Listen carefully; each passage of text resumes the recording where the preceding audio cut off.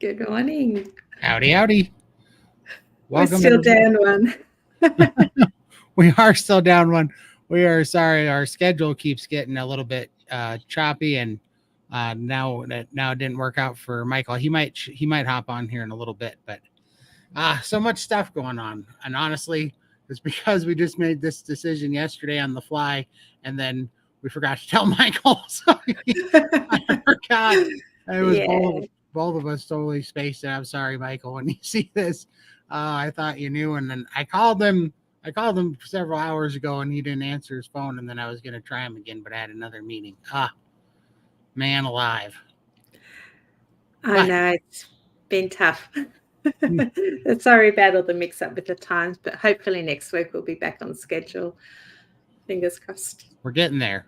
We're getting there. No worries. All right, but we're a little bit jumbled today, so definitely put in your questions because I have no idea what we're talking about yet. Because we've been a little bit screwed up. Oh, I guess we do. We're going to talk about this is your and my 1 year YouTube anniversary. We're going to I talk about. know, right? I think yesterday was my 1 year anniversary on YouTube, the day I posted my first YouTube video. So, yeah. And I was going to try and get a little face collage happening, and it didn't happen. So, I'm very sorry. But you can always go back and watch my videos and see my progress. Yeah, But, yeah. that's so funny. Because we were looking back when we were talking the other day, and we're like, when did we start this? Well, what's funny is we started 4 days apart. She started yesterday, and I started in basically 4 days after her. So mine's on the 20th. I think it is was the first video I put out August 20th. So very interesting. Yeah. And we had no idea that either one of us existed. We just sort of thought we put our stories out there and then bumped into each other and voila, here we Yeah, are. 1 year later, still going strong, so still on funny. our journeys. Yeah. And now we Uh, have Michael, our offsider, as well. So yeah, for sure, it's amazing. it's incredible. It's absolutely incredible. Hey, Missy. Missy's in the house. Hi, Missy. How are you, Missy? Yeah. So I don't know. That's kind of interesting. Who knew we were gonna make it a year? And he would have thought, like, I would be the last person to be on YouTube for sure. Like, I was always the shy, quiet one, and putting my story out there was definitely not in my as part of my character. So, yeah, yeah, I think That's it's done pretty well. yeah. It's a good start for sure. Who would have thought? Let's see here. Let's go down the line here. Let's start at the top. Morning. Hi, Appreciate you, Sam. Sandra. Hey, So Carol. good to see some Aussies in the house. Josephine stealing my opener. Howdy, howdy, Josephine. Morning. Sunburn. Maybe not too bad. I don't have any. Lindy might have some. I did have a little bit, yeah. So everyone thinks I've got high blood pressure, but I actually got sunburnt. And I don't normally put anything on my face, but I did put some tallow on there and I didn't peel first time. So the tallow helps if you get sunburnt. So I'm sorry, I'm one of those carnivores that still burns. So be careful. It's a little bit hot out. That's why I got a little bit red. I was just working in the garage with some weights and stuff in my face. I get flushed when I do that and hot.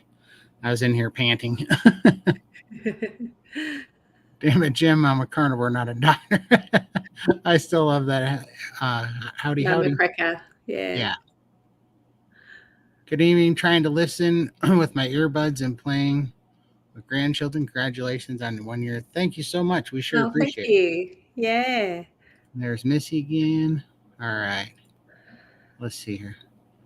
Hal, how are you? On day 48, congratulations. A carnivore down 24 pounds. My A1C has gone from 7.5 to 6.1. I am very hopeful. That's incredible. Huzzah.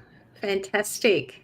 You will get there. I don't even think it's even a remotely contested fact that type 2 is healed on carnivore. Like if you Oh, absolutely. And my daughter, she's type 1 diabetic and her HbA1c was in the 13s. She's had really bad control and she's down now in her sixes just wow. in the last 6 months. So that's the type 1 diabetes too. So there is something in carnivore, and even if you're not that strong. So I hope that hits the peanut gallery, that a few of those people can listen, because I'll tell you what, some of the comments on my Instagram videos lately, it's just I feel like I'm talking to brick walls. It's crazy. I share this live link through text with family and friends. Don't know if anyone takes a look. We sure appreciate it. We really yeah, thank you. just got to keep showing them the results. Yeah, when they're ready, they eventually they'll find the community and jump in. But I think everyone needs to find their breaking point and start to search on their own. Yeah, for sure.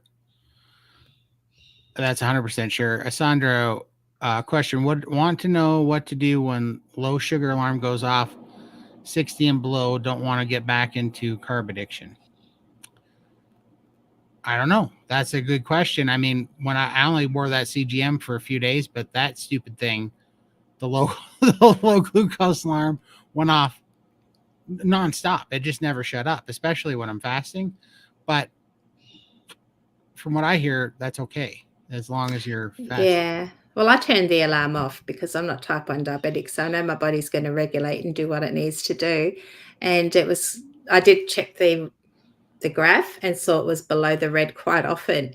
And Emily says, as long as you're feeling great, don't worry about it. Your body will accommodate. If you feel like you're feeling faint or whatever, or have symptoms, then maybe have something to eat. But as long as you're feeling good, don't worry about the numbers. For sure. I would agree. I happen to know that if I eat over 70 grams of protein, my body makes glucose and sloughs it off. So I know my body can make glucose. So I'm not really worried about it at all. Hey, Hi, Karen. Karen. Very nice to see you. Welcome. Carnivore Candy. I sure appreciate you stopping in. Thank you so much.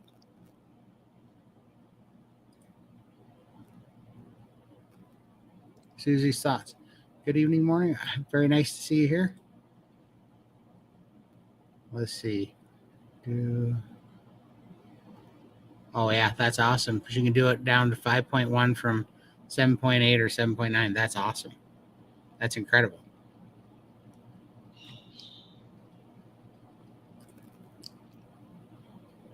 Is that when you started Carnivore 1 year ago? No, I started 20 months ago, and Lindy, you're at 20. 2 years, 8 months, I think. Yeah. That's awesome.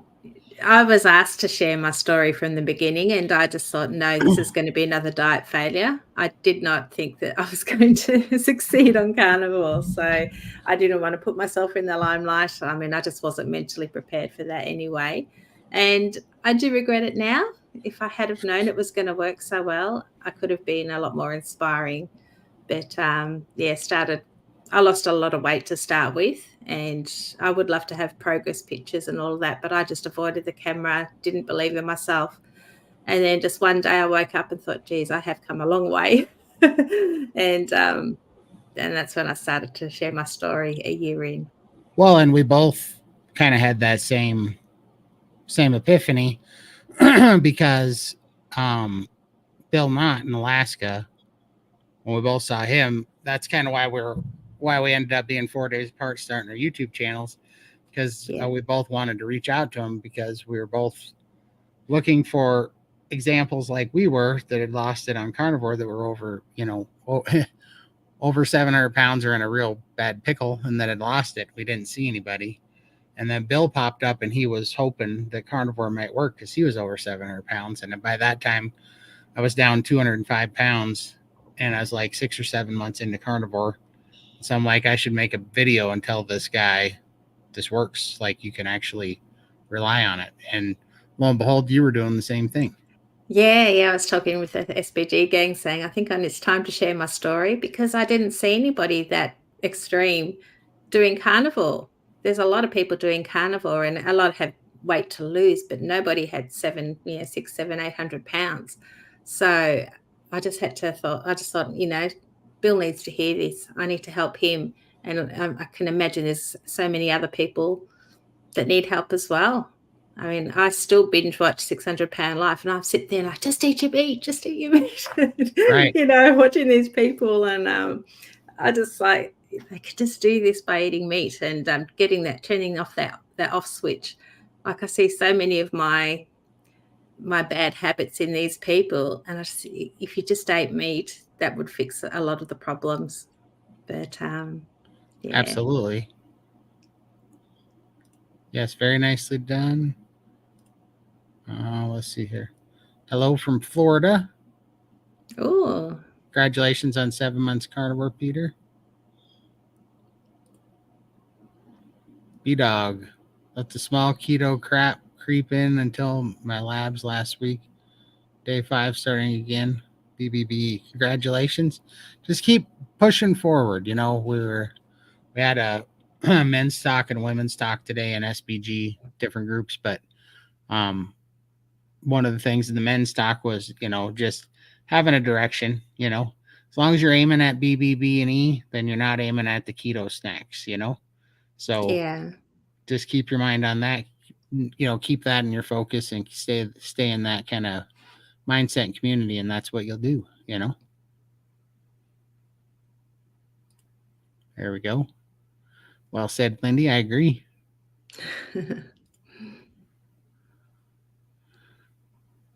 I can't believe how much better I feel. All I did was sleep on a new bed. I even went to the markets and walked around slowly. Did not once have wobbly hips or stabbing pains in my lower back. Oh, fantastic. That's awesome. Incredible. That's really good. Hi, Twyla, Tyler. howdy, howdy. Yeah, Daughter and daughter. son-in-law make fun of me when I swipe a French fry. They cry. A carnivore diet, I say, I lost 40 pounds and feeling great. How are you doing? Right? You know this character? Yes, he's at work at the moment. Hi, honey. Hey, Scott. Everyone, is Michael still not feeling well? I think Michael's feeling better. He's doing a fast right now, but here's what happened. Us two morons forgot to tell him that we bumped the stream up a day yesterday. And then I tried to call him this Yeah. morning, but we didn't give him a heads up because it was kind of a fly decision for some personal stuff going on. And so we're sorry, Michael.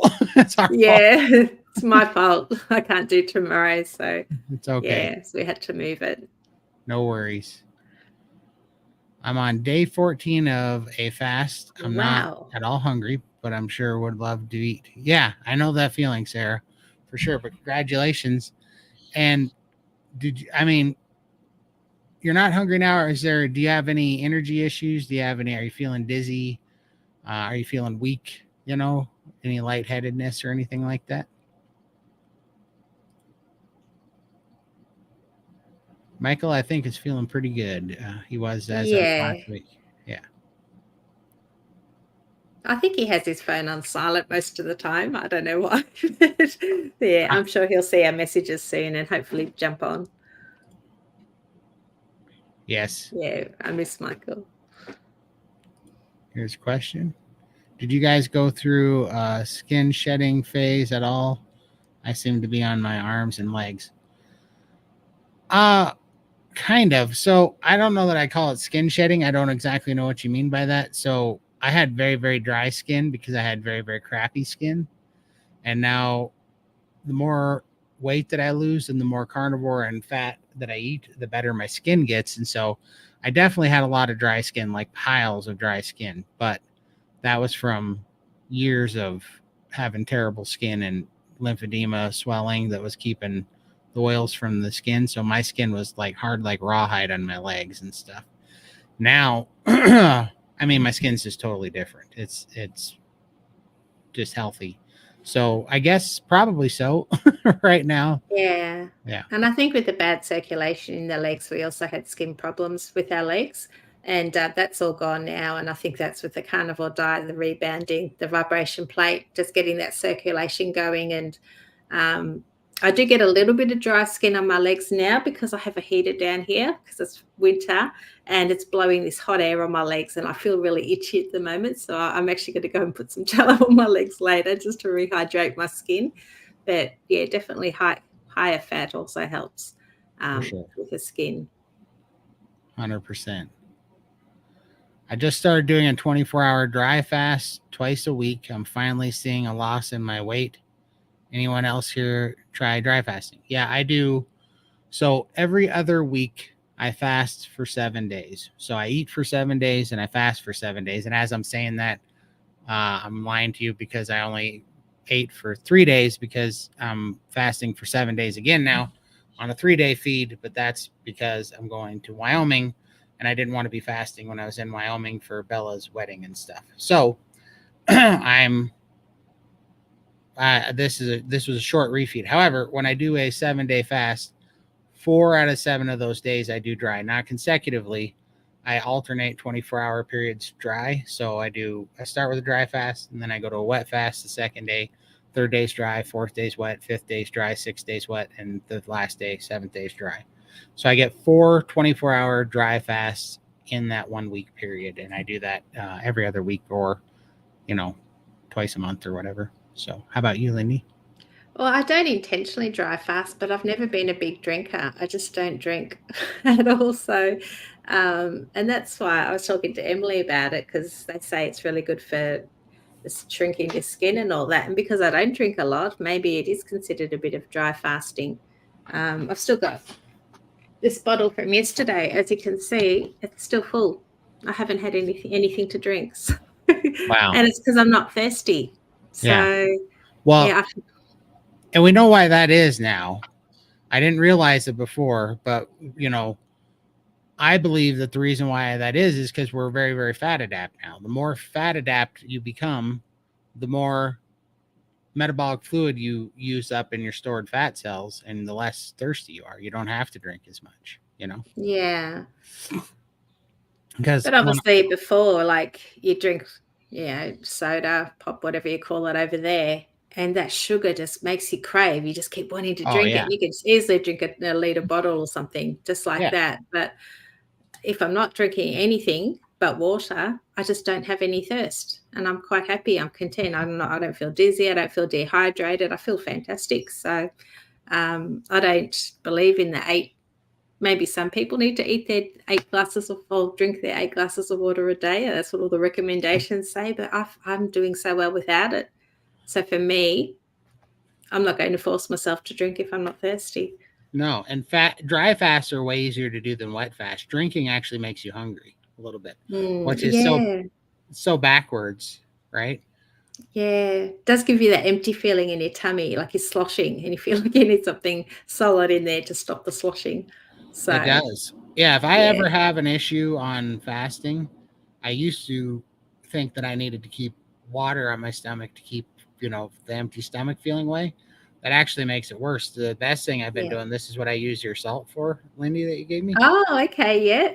Yeah, that just one pinch of that under my tongue if I'm having a bad day, and it's just like immediate relief from stomach pains or anything like that. It helps you get over any kind of little dust up. Yeah. And I remember Dr. Berry Nish used to talk about the Redmond salt licks. They had like a big stone, and I actually got one ages ago. And you just have a little suck on that if you're feeling a little bit hungry and you don't want to Mhm. have a full meal. And that just takes that little edge off the It hunger. does. It does. It works really good too. Yeah. So those crystals would do the same thing. Yeah. Beautiful. I just finished a 48-hour fast. I'm planning on a 72 next week. Oh, Congratulations. good job. Very well done. Um, since we're kind of on a fasting topic, and this is kind of funny because I was talking a lot about this today, but put in the chat if you guys are fasting. Oh boy, the chat's going off. I'm gonna have to do a fire around here, but put in the chat if you guys are doing fasting and if you've been doing it a while. I'm going to use the priming word, but do you eat in preparation for a fast? Do you eat accordingly to try to fast? Do you do nurse fasting, or do you kind of do white knuckle fasting? Have you noticed a difference? I'm very curious what you guys think. And the reason why is because I now know the difference because I did do the priming protocol at SBG. And when I came to them, I'd basically been doing OMAD fast for 9 months and my metabolism had gone in the toilet. So that's why I love fasting, but you got to do it right. And I always wonder if people know what to watch out for so that you don't hurt your metabolism if you're doing sustained fasting without kind of prepping for it. So I'm kind of curious what your guys' Mm. experiences are. I can't get past 24. I probably don't eat enough for long marathons. I'm the same. I find it hard to sit down and do the priming because I've still got that lap band restriction, and yeah, I get myself into all sorts of issues. So I kind of graze a little bit throughout the day, just eat a lot of small meals. But I do struggle to fast. I'm not a faster, but I just Mm. go. I'm more intuitive. If I'm hungry, I'll stop and eat. But sometimes I could do a 24-hour fast, and it's just because I'm not hungry.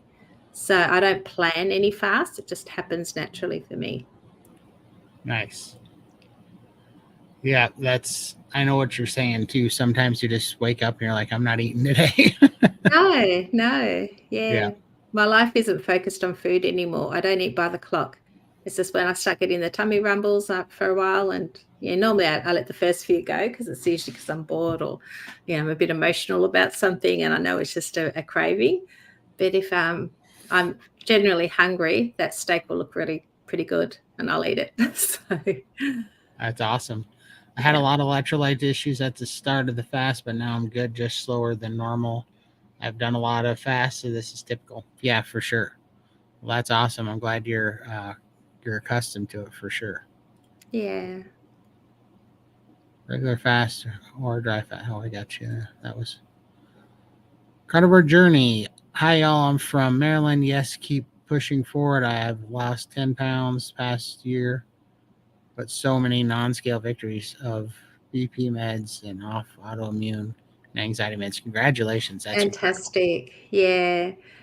Everybody's on a different journey, and you got 800 pounds to lose, or just a few pounds. A lot of healing that needs to be done. Like everybody's journey is special, so don't ever think that you know you're not a great story. Everybody can be inspiring, no matter how big or small your journey is. We're all special here. Right. 100%. Well, I mean, healing is the main objective. If you heal, your body's going to get around to whatever healthy weight you're supposed to be at. You just got to heal first. Mm, People put the weight in front of it, but I mean, it really is pretty silly. I mean, would you be healthier if you lost a leg or a limb or all your muscle and because the scale said you're lighter? Like that's really is a dumb matrix to look at. The calorie in, calorie out thermodynamic hypothesis nonsense, and what the scale says is pretty stupid. It actually has no bearing on actual health. They just say that because obesity is a parallel symptom to disease because there's an underlying cause that cause both. But it doesn't just come with obesity. Usually obesity, in my opinion, obesity is actually trying to save you from some toxicity from inflammation and crap food. I think it's actually trying to protect your body. It's a feels unsafe, it feels sick, so it starts putting on weight and has to deal with the garbage. mm. So it's kind of interesting. There's no electrolyte that my gut enjoys. I think keto chow, daily minerals is the best, but makes me want to. Yeah, you don't have to finish that. I don't actually take electrolytes. I've never felt I needed them. I do have a box of Elementine. I've probably had about 2 or 3 sachets out of it, but, they're there for a rainy day if I ever think I need them, but Vibration plates are awesome. Yeah, mm, I used to take electrolytes when I first started, and I think just like anything, we do a lot of things that are crutches and things when we're getting better. Oh, well, I didn't finish my train of thought either. When I started doing the dry fast, I became more fat adapt, and my body was getting more metabolic fluid. When that happened, I realized that I had been using water as a substitute to fill a hole for everything that I was taking out. So when I took out sodas, I filled it with water. When I took out the Copenhagen, I filled it with water. And when I started fasting and was skipping meals, I filled it with water. So pretty soon I was up to 2.5 gallons of water a day. Well, that was why I needed so many electrolytes because I was just peeing out all my electrolytes because I was just running them yeah. through me. So now I don't need them because I dry fast or I drink maybe 60 ounces of water a day. Like a bad day. Well, actually, I take that back. If I'm fasting, I'm only drinking probably 50 ounces of water or less on the wet days and none on the dry days. And then when I eat and I'm in my 7-day feeding window, that makes me very thirsty. Eating makes me thirsty. I don't know why. But then I'll eat, or I'll drink, maybe 60 ounces or so, maybe even close to 75 ounces of water a day when I'm eating. So it's kind of weird, but it's vastly less than than 2.5 gallons for sure. Let's see. On the 14-day fast, what are you actually taking in? Just water? That'd be interesting. Let's see if she answered that. Yeah, right here. I drink water and electrolytes. I do it for cancer and also hoping it keeps dementia away since that runs in my family on both sides. Congratulations. Yeah. That's why I'm doing the 7-day fast too, is for the lymphatic healing, because I keep watching my lymphatic tissue get smaller and smaller and smaller. That was out of hand. Yeah. Now I lost my place. Hold on. Yeah, I lost both my parents to cancer as well, so it's definitely in our family line. And if I was to get cancer, I'd be doing exactly what I'm doing now, but I could definitely ramp it up and incorporate some fasting, but I would be eating exactly what I'm eating now. So I think I'm living a pretty healthy lifestyle to try and avoid that in future. For sure. Yeah, not worried about the Yeah. weight either. Just healing are awesome for sure. Yeah. A friend of mine with MS has been on lion diet for 2 months with encouraging results so far. He still does some chewing tobacco. Did Todd mention before he lost his tobacco cravings on carnivore? Yes, I did. In fact, I chewed tobacco for 26 years. I chewed Copenhagen, and when I was priming, actually, I was going through the SBG priming protocol, and which is basically eating a lot on purpose because my metabolism had shut down. And when I did that, my hormones healed, my thyroid healed, and all of a sudden I just didn't want the Copenhagen anymore. And so that was last October 26th. So it's coming up on a year, and I quit pretty much cold turkey right then, and I haven't craved it since. So it can be done. In fact, it's way easier than quitting soda or sugar, to be honest with you. Fantastic. Yeah. I meant to say keto chow daily. Yep, for sure. Dr. Berg's is the best tolerate. Yeah, I have Dr. Berg's too. But yeah, I just luckily I don't need them anymore. So it's so funny, right? Because we all see things through our own little experiences and windows. But when I was taking Dr. Berg's electrolytes, everybody's like, "You don't need those," and I was like, "I do need these," and I did need them at the time, and now I don't need them. So I get what everybody's saying. Everybody's just in a different spot. Exactly. We all need to find what works for us and what we need. You can't be telling people what to do. I think we all know our bodies better. For sure. Question: I am needing to gain some weight on carnivore. Any suggestions? Absolutely. Eat more and eat dairy. Dairy. Yeah. Definitely dairy. Yeah. Get the Cheese, dairy in, get your cheese in, get your sour cream and your yogurts, and creams and yogurts. Yeah. Get it all down, and I mean, just like if Charlie was here, he'd say dairy's built from taking little calves to 400-pound steers. That'll put it on you in a hurry for sure. I know, and I love dairy, but he doesn't love me, so I have to stay away. Yeah. But enjoy it. Enjoy some dairy for me, Nancy. Yeah. That'll open up the eating window for sure. What actually is a dry fast? So there's two technical types of dry fast. One is just not drinking anything. You just don't drink anything. You don't eat anything. You don't drink anything. You just don't put anything in your mouth for, not even brushing your teeth or anything, right? You don't put anything in your mouth, for whatever extended period. I think it has to be at least over 13 hours to be considered a fast at all. But to whatever extent you're going to do it. Some people go crazy though and they won't Mm. even let you touch water. So you can't take a shower, wash your hands, wipe your, face, like nothing. So I don't go that crazy. I still shower, but some people are ridiculous. So Yeah. And I wouldn't be trying dry fasting if you're not yeah, familiar with fasting. I think it's definitely safer to do it in a community or with a doctor, the people that have done it before. for sure. Drink water, like okay, moving along. Since my starting to dry fasting, I'm not really thirsty like I was, and I'm not doing any electrolytes. Exactly, I had the exact same thing happen to me. I drink 20% of what I used to, but that's a great sign. I'm gonna give TMI here, but when I'm fasting now, it's crazy because when I eat, I only have to go to the bathroom like twice a week, right? And when I'm in my eating window. But all of a sudden, when I'm fasting, I won't go to the bathroom for 5 days or something, and then I'll go to the bathroom 2 days in a row, and it'll be just grease, and it's my body tapping into stored body fat, and it's finally pushing it out. And it's really weird that happens, but it happens every time on a 7-day fast, and I look at it and I'm like, that's that lymphatic tissue, get that out of there. And it's Yeah.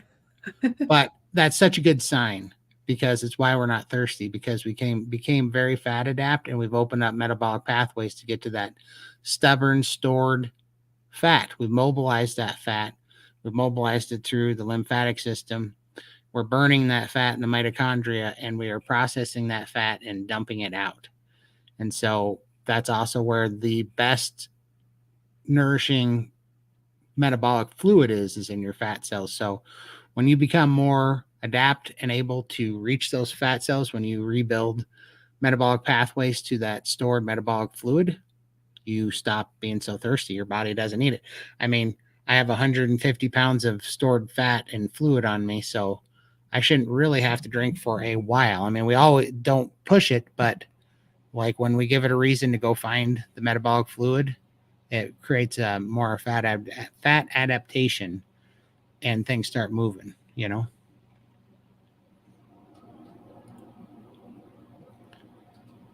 That's fantastic. I've landed at 7 days fasting per month with one long fast a year, typically 21 days, but right now I'm going for 40. Congratulations. Oh, wow. So That's huge, 40. it is. And I really want to do a 40 as well. I've tried 40s before. I've never made it. I made it to 21 days as well, which if you've heard my horror story, that was when I got real sick because I peed out all my potassium and I screwed up my blood plasma, so I wasn't holding red blood platelets anymore. But I'm way smarter now, way better at it. Yeah. So I do want to try a 40-day fast as well, which I'm probably going to line up sometime this winter if I can. Well, not winter, but the end of the year sometime, probably December-ish is what I'm thinking. I'm planning on trying a 40-day, but we'll see. I have a real hard time fasting in the winter, but that's awesome. But I do like the 7 days. The 7 days, and it's a muscle, right? Last winter, I couldn't hardly do a 48 hour without being miserable. 72 was real rough. And a 5 day about felt like torture on the first one. But now 7 days, I can pretty much do standing on my head. And it works very well. But it's just because our bodies are more fat adapt and they're getting to the stored fluid. And just like you as well, I'm doing it for healing, not for just weight loss, but for healing. Mm. But you're nourishing your body in between fasts as well, which makes a difference. For sure. I was eating, like, no joke. I ate 4 to 5 pounds of, like, I've been trying to get in the 54 egg yolks per day on my eating window and just eating like a pound and a half of meat. But this time when I came off, I knew that I was only going to reprime for about 3 full days of eating. And so I was eating, I only got 36 egg yolks down a day, but I was getting down about 4 pounds of beef a day, maybe even five. I mean, I was knocking back the steak like crazy, and my body wanted it, Yeah. you know. So in that 3 days, I ate 15 to 17 pounds of steak, and I ate like 138 eggs or something, egg yolks, in that Wow. 3 days. Like I put it down. I wasn't messing around. So. So that amount of food scares me. There's no way I can get that quantities down. Right. Just be Yeah. careful. I get dizzy after 16 to 18 hours. Yeah. Yeah. So Coach Amy will tell you this. She had warned me, but I'm kind of new to lifting, and she warned me not to stand up too quick. Like anything, if you're fasting and you're working out, don't do anything where you're jerking some weight off the ground and you stand up too quick because you have low blood pressure when you're fasting. So I've been fairly diligent, but I got cocky and I was doing some squats and I went for like an 8th rep and I shouldn't have. And I woke up on my forehead on the floor. So I either passed out or I teleported to the floor or time traveled, one of the two.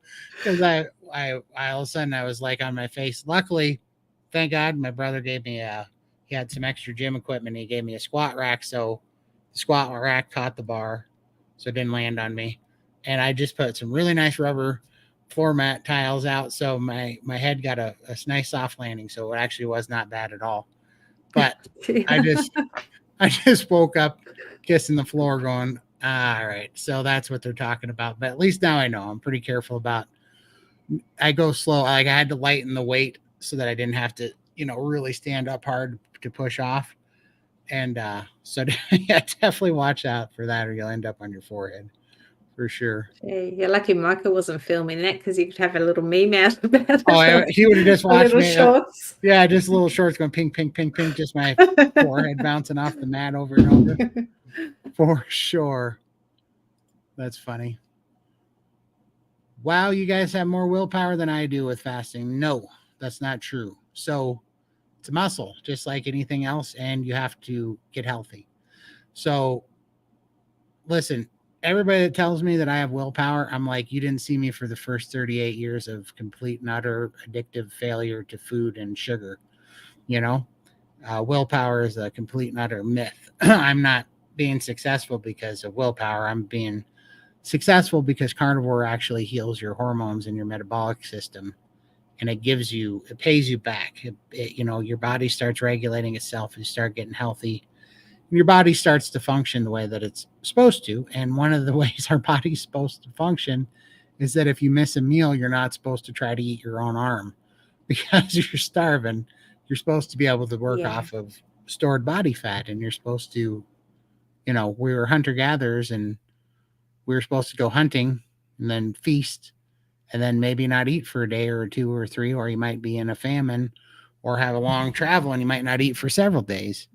And we are designed and built to do that as long as we're doing it healthy. But when we get on the insulin roller coaster, we get utterly dependent on glucose as our fuel, and we no longer have the metabolic flexibility and efficiency of using fat adaptation to burn fat as fuel.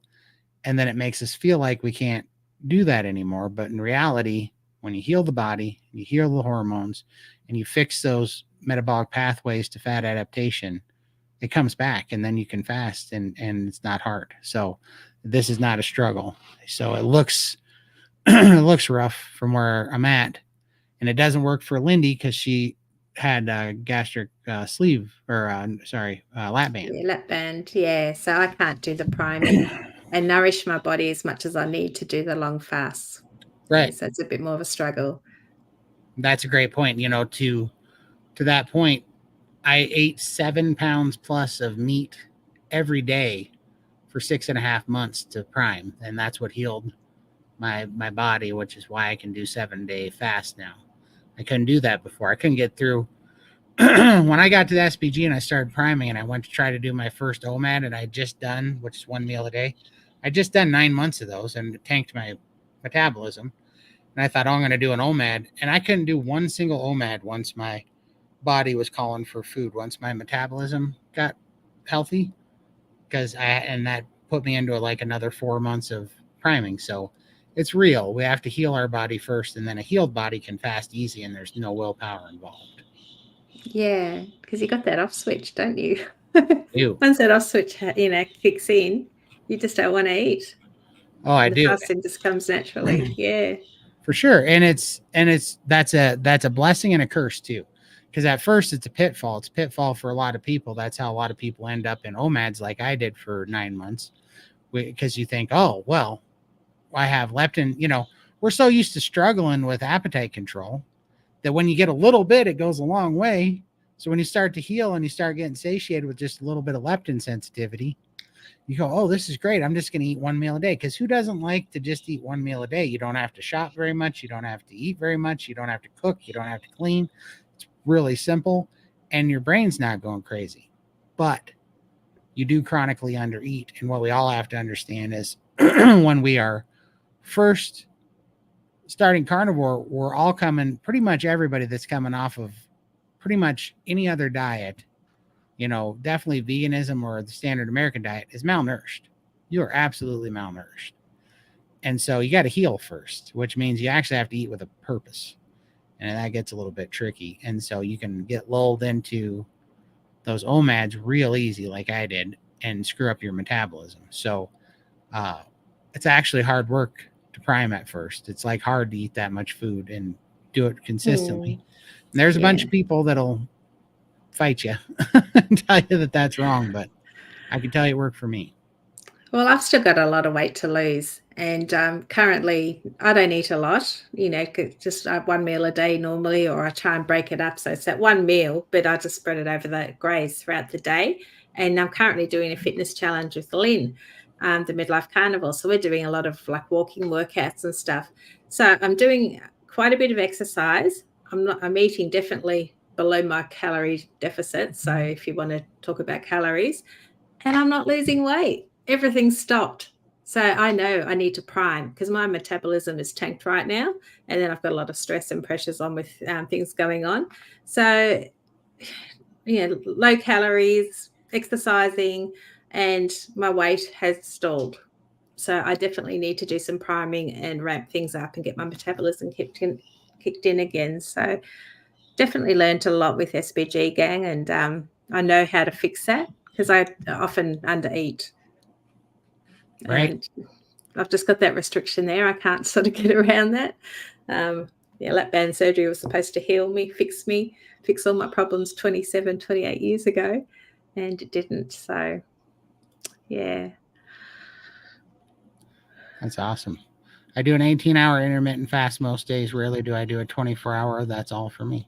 That's a perfect place to start, especially if you're, this is something I can hear Coach Raymond in my ears going, why are you fasting though? Like, what's your purpose for it? Because that is something kind of funny, because we do hear, people go, well, I don't know. You do carnivore and you do fasting. I don't know why I'm doing it, and I was the same way at first.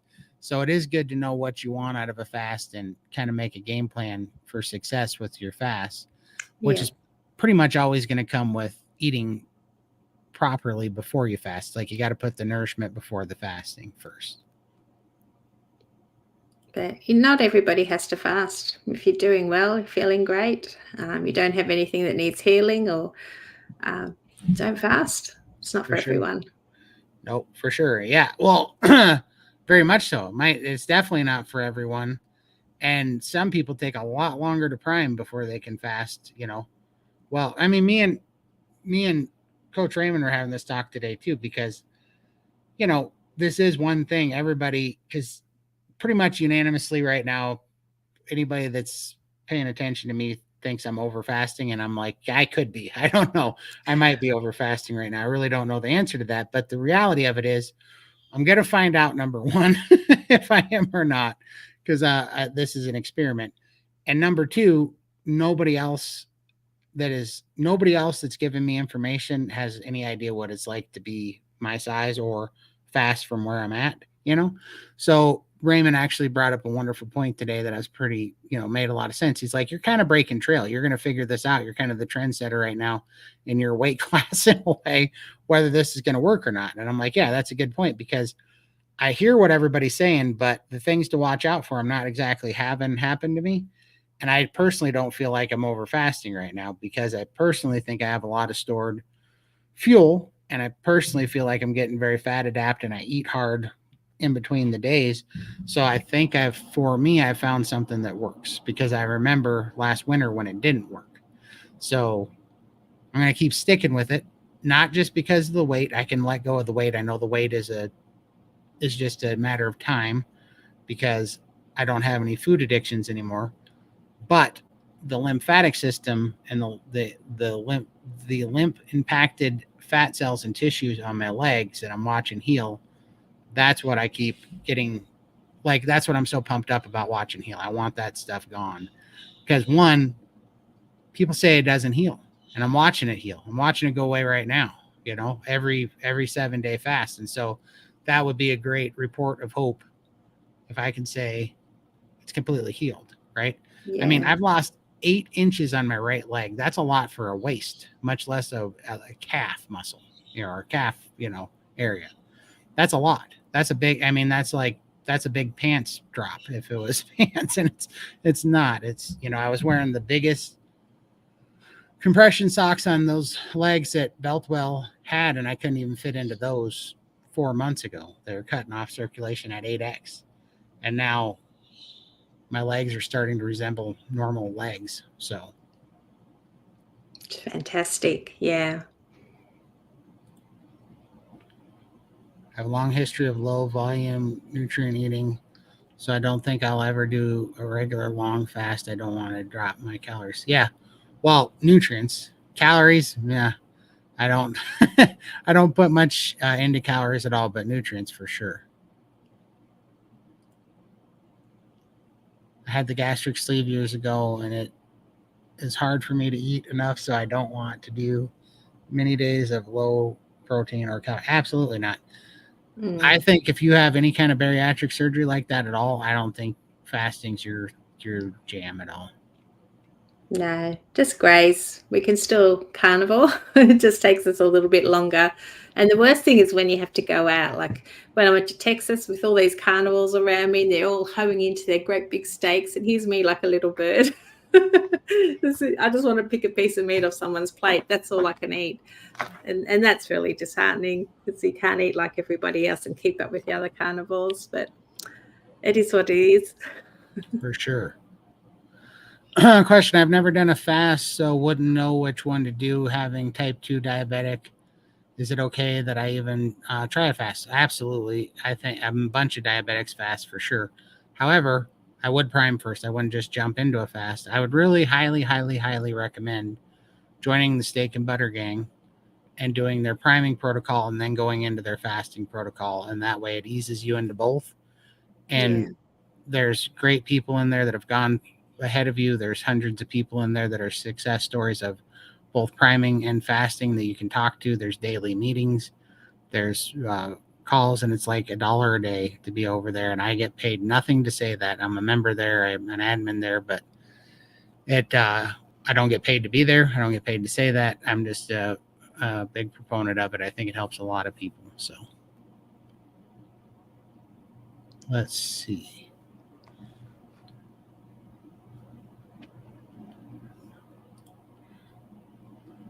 I did nourish fasting this time for the first time ever. Explain on that. I might catch up to your chat. You might already expanded on that, Sarah, but please expand on that if you didn't. I have my type 2 in remission for the last 2 months. Eat still stuff, then not again until hungry. Fasting from not being hungry happens eventually, for sure. Absolutely. Let's see.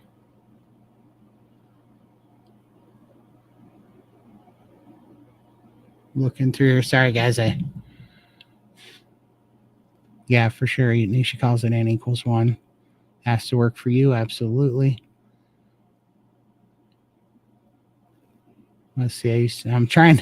I'm trying to do the chat's kind of going off today, so I'm trying to do a fire round here. Yeah, we need Michael. We do. I used to have pitting edema in my knees, and now my ankles and feet are all trim. I know it really does work, especially first of all, just getting getting rid of the inflammation is huge, right? That's going to help a bunch.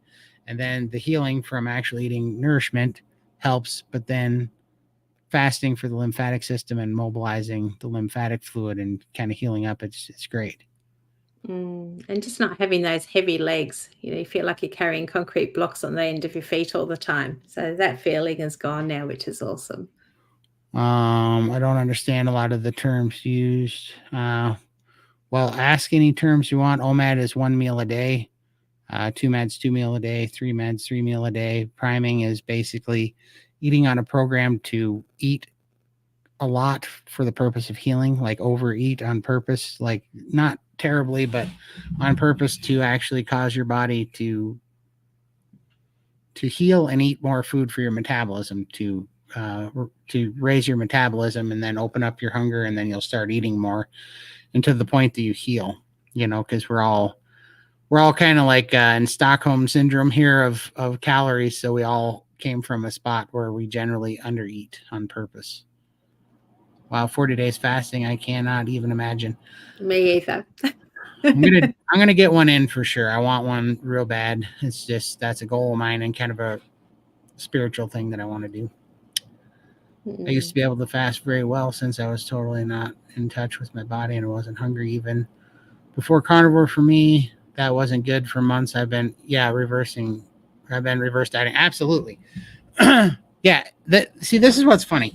People are like, "Oh, I think I'm doing great because I'm not hungry and I'm really. It's nothing for me to only eat 1 meal a day." Well, I have news for you. That's pretty much for everybody because that's actually not a good sign. It just means your metabolism's really slow, which is why we gain weight, right? The reality of it is we want a high functioning metabolism. We want a metabolism that will make you sit down in a day and knock down 4 or 5 pounds of meat if you want to. Like you want a ravaging metabolism because that metabolism, once you get it primed and once you get it healed and once you get it metabolically flexible and once you're fat adapt, that metabolism is going to go tear into some stored body fat. The one that's, running like a slow clock, that's just sitting there barely puttering along, that one's not going to do it. And that's why we don't have an issue at doing OMADs at first. All of us big people, well, all of us people that ever calorie restricted for long periods of time, our metabolism slowed down. And it's all of us people with insulin resistance and, chronic fatigue and all that stuff. All the people that had a hard time waking up in the morning and didn't pop out of bed. All of us that makes, your legs feel heavy when you walk and all those things that we all were in. That's why we don't have a problem doing OMADs. It's not actually a good sign. It's because our body has slowed our metabolism down to a crawl because it's like this person is eating a whole lot of stuff, but it ain't nutrients. It's not food. It's crap. There's no protein. There's no, fatty amino acids in here or short chain fatty acids or medium chain fatty acids or long chain fatty acids or any amino acids or anything. No protein, no collagen. It's a bunch more empty calories that we have to deal with. And so it just slows down your metabolism to conserve from burning all that stuff up. And it basically starts running emergency systems only. And it's not a great thing.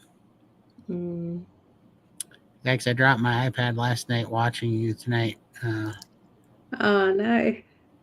Oh, Through no. cobwebbed broken glass. That's terrible. Oh, dear. Oh, my Todd, you need to be more. Oh, when I landed on my forehead. I am much, much more careful now for sure. Not doing that again. I can barely get to 5 or 6 eggs and a pound or two top of chuck sirloin in a day. Right. But if there's many ways to do it, but like, I think they talk about starting off with 3 meals a day and then, basically eating till you're stuffed. Right.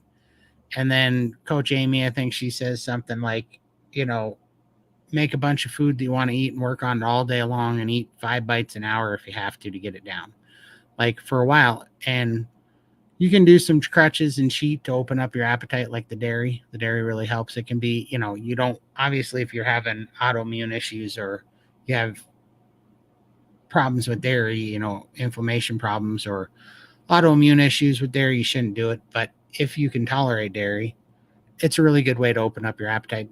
Dairy makes you eat more, makes you more hungry. And if you do that long enough, you're going to notice it might take 3 weeks. And it's going to be miserable because you're going to be eating ahead of hunger all the time and you're never going to be hungry and you're going to be pretty miserable and nothing's going to taste good and you're just taking it like medicine. But if you do that long enough for a little while, for me, I think it took about 10 days.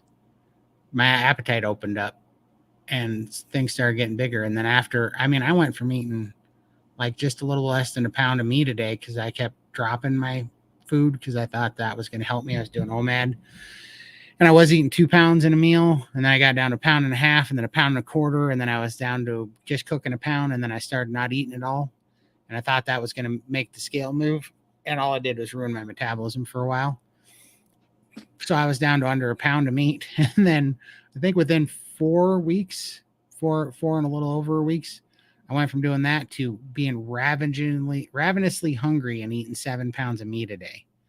And I was going crazy on the meat. I could not stop eating meat. I wanted every piece of it. And that went on for another like 5.5 months, 5 months, 1 week roughly. And that was because my appetite opened up and that my metabolism picked up. That was when everything started healing up. I mean, it was crazy. So your appetite can open up if you train it for sure. Unless you have gastric something or other surgery, any of the gastric surgeries, those Yeah, it makes it a little harder. But definitely the 5 bites every half hour or hour, just whatever you can eat, just graze all day. Yeah. I'm 2 weeks, 2 Also, days. the colladas are a great way to get some fat in as well, some protein. I'm living on those at the moment. For sure. I'm 2 days, 2 weeks into carnivore. I'm not eating enough according to what they've said on YouTube. I'm full on what I eat. Today I did eat 2,100 calories, but most of the time around 1,300. Yeah, 1,300 is way under eating. What would Coach Emily say that that's infant food or infant calorie numbers? Yeah. Yeah. Yeah, you got to work at it and it'll eventually get up, but you got to spend a week or so, eating what you would normally eat and then just make 5 more bites go in and do that every time you eat, and wake up early and add an extra meal in there between meals that you wouldn't normally eat, Mm. You could try the egg colladas that I make. So I normally have 3 eggs. Sometimes I use the egg yolk. Sometimes I use a whole egg. It depends. I don't do it every day with the egg yolks. Just put a tablespoon of tallow, tablespoon of butter, and then top it up with hot water. A little bit of salt, if you like. I don't, but some people have put a bit of cinnamon in there, or a bit of monk fruit, something for a little bit of sweetener, and then you blitz it all up in a NutriBullet. And I drink mine hot because it's winter right now, but you can have it chilled, which is really nice as well. And that will get some calories or some fat into you, some fat and protein. And that's a good way that's how I'm eating at the moment. I have a lot of colladas. And I just bought myself an ice cream maker. So I'm actually going to try making an ice cream collada out of that. So it's all no dairy in it at all, just the egg yolks, and we'll see how that goes. So I'll try and do a video on that one once I unpack my machine. For sure. I'll let you read that one. I'm looking for more. Well said, Todd. A healed body can fast easily. Yeah. Trying to catch up. Priming is definitely key to, having a nourished fast. If you're nourished before you start the fast, it's a lot easier. If you're white knuckle fasting, that's not right. You don't want to be white knuckling. And if you're not sure, Steak and Butter Gang are fantastic. They're there to answer your questions, and they do have a free forum, so you can just pop your questions in and the community will answer you. So if you don't want to do the actual challenges and pay the money, that you can join and just do the free forum.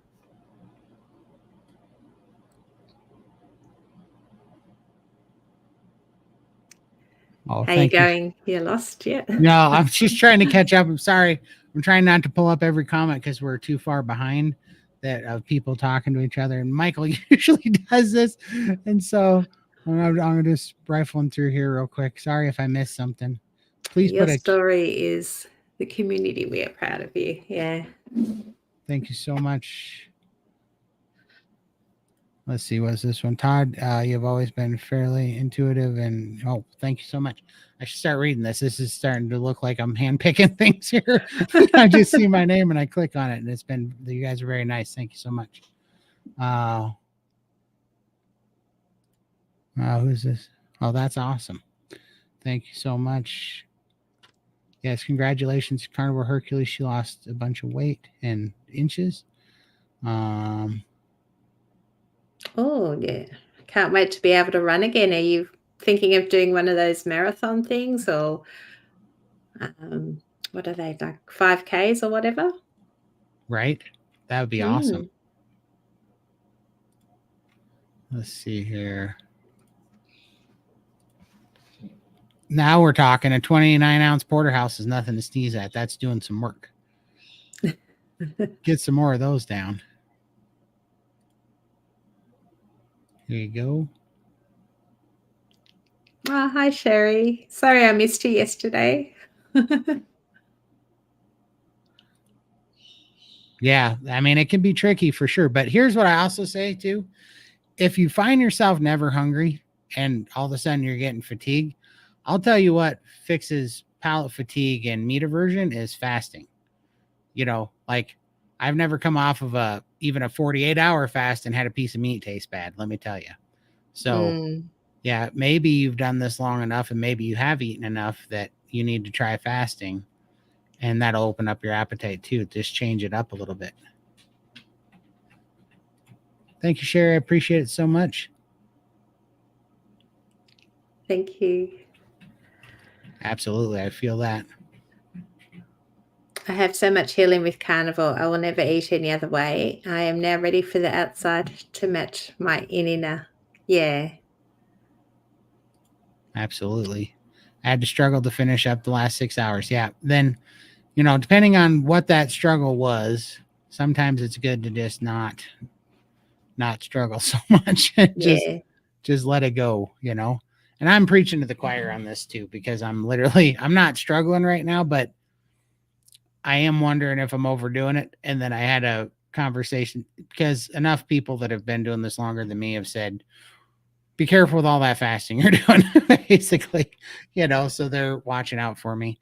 And, of course I respect them and they have more time doing this than me. So I've been thinking about it, and I really am trying to pay attention to make sure that I'm not just doing something stubborn like I would have done, because I don't want to, I don't like giving up on things, because I don't like becoming accustomed to giving up on things. I don't like becoming accustomed to quitting when it's hard, because things are always going to be hard to a certain level, but I'm getting to the point, I think, where I built enough carnivore muscle or something that maybe I could overdo it. So I'm trying to make sure that I don't, but also, so anyhow, I'm paying close attention. So that's very, very true. So I'm kind of preaching to the choir here, but just be diligent at paying attention when you're finishing up a fast, because if it gets too hard and you're having bad effects, you don't want to be hurting your thyroid, and you don't want to be hurting your metabolism and stuff and causing like a shutdown mode. You really don't want to do that, because that takes a while to fix. Let's see here. Fasting is a muscle, and 40 days is not necessary. I just have always wanted to do it. I'm in the same boat, Sarah. Very much so. Crazy most I've ever done is 23. The fast is going well, though I think I'll make it to 40. Well, congratulations. That's awesome. I'm praying for you. I prefer eating to fasting. For sure. I think so every time, unless you're priming. What's funny is when you're priming, you'll think, oh man, I can't wait to fast. And then when you're fasting, I'm like, what was I complaining about priming for? Oh, we had planned to do a bit of a cook-off today and smoke some steaks, but Todd's delivery didn't arrive in time, or he got delivered the wrong food. So we put that off. So I'm glad we didn't do it today for you, Sarah. For sure. And I'm fasting too. So, and this was exactly what I'm talking about. See, I'm fasting. Usually I eat for 7 days and then I fast for 7 days.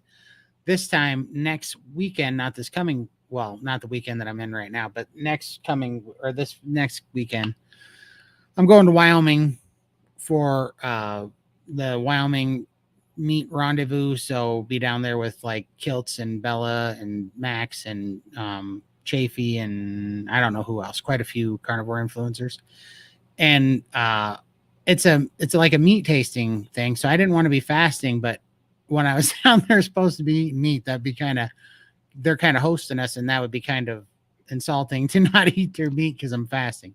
So with that in mind, I need to break my fast on Wednesday because I'm driving down Thursday night, and it takes me like a week or a day of refeeding to not be sick and have possible bathroom issues.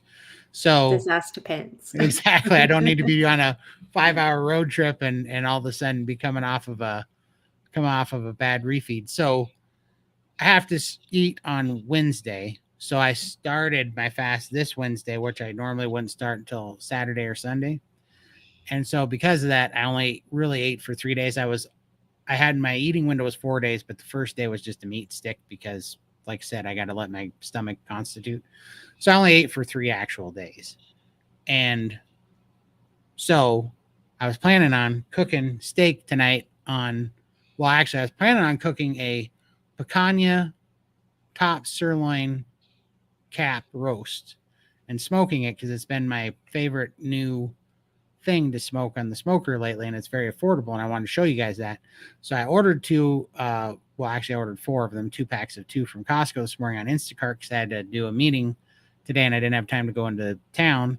And the goofball brought me back sirloin steaks, which I would feed to my dog because there's no fat on them. They're not marbled. They're junk. And so when that got here just before this, I was so bummed out about it. I was like, I'm not breaking my fast to eat something that I would feed to my dog. So yeah, so Kozak got free steaks, but I didn't get to smoke a picanha for you today. We'll do that another day. We'll plan something. But the good news is that means that I can finish my 7 day fast because I got another 3 days of it. So that'll be good. What is being said by fasting is a muscle? My thoughts is more a hormonal thing. I think that it is a muscle, actually. I think it's both. I think that it's a healing thing. I think it's a hormonal thing. But when I say muscle, what I mean is that we have metabolic pathways that you have to stress to force the body to make them more efficient. One of those being fat adaptation and reaching stored fat cells. And it's also, you know, the more that you show your body, it's just like this way, well, exactly like muscle building. When you put strain and you stress out a muscle, it goes, oh, I didn't know we were going to lift things that heavy. I better make more muscle so that the next time we lift things that heavy, it doesn't cause harm, right? And so when you start fasting, you fast for 24 hours, your body goes, oh, I didn't know we're in an environment where we can't find food whenever we want because we've been doing that for so long. I better create these metabolic pathways to stored fat and become more fat adapt so that I'm more efficient at turning stored fat and mobilizing more stored fat into energy. And as you do that, it might find that there's some issues mobilizing the fat. And when it does find those issues, like maybe it's a mitochondrial fatigue, maybe it's thyroid, maybe it's lymphatic system. When it finds the problems, that's the first thing that the fasting autophagy probably goes. I'm guessing because as you do it, you get better and better, and it becomes easier and easier. And I'm watching myself become more fat adapt. So I'm guessing as it finds problems in the lymphatic system, the mitochondria and stuff, autophagy happens and it goes in there and fixes those things. But one thing's for certain, that if you put a demand on your body to use stored body fat and stored metabolic fluid rather than taking it dietarily from outside, your body, our bodies are genius. They're the best healers, the best, resource we have to take care of itself. And so it answers the call. And so that's what I mean by a muscle, right? The more you do it, the body adapts and gets stronger at being efficient to finding these ways to burn this fuel off that we're all sitting on.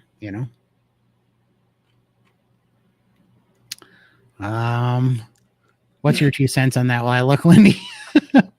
Oh, I'm not a faster, so yeah. I don't know. It does sound weird calling it a fasting muscle, but yeah, I can see how it works. But Yeah, I think it definitely is hormonal as well. Yeah. For sure. Definitely heals the hormones too. Let's see. You can read that while I'm looking through some more. Okay, fasting is a muscle, means that it's hard, but the more you practice, the better you can do. Your tolerance of fasting increases. Yeah.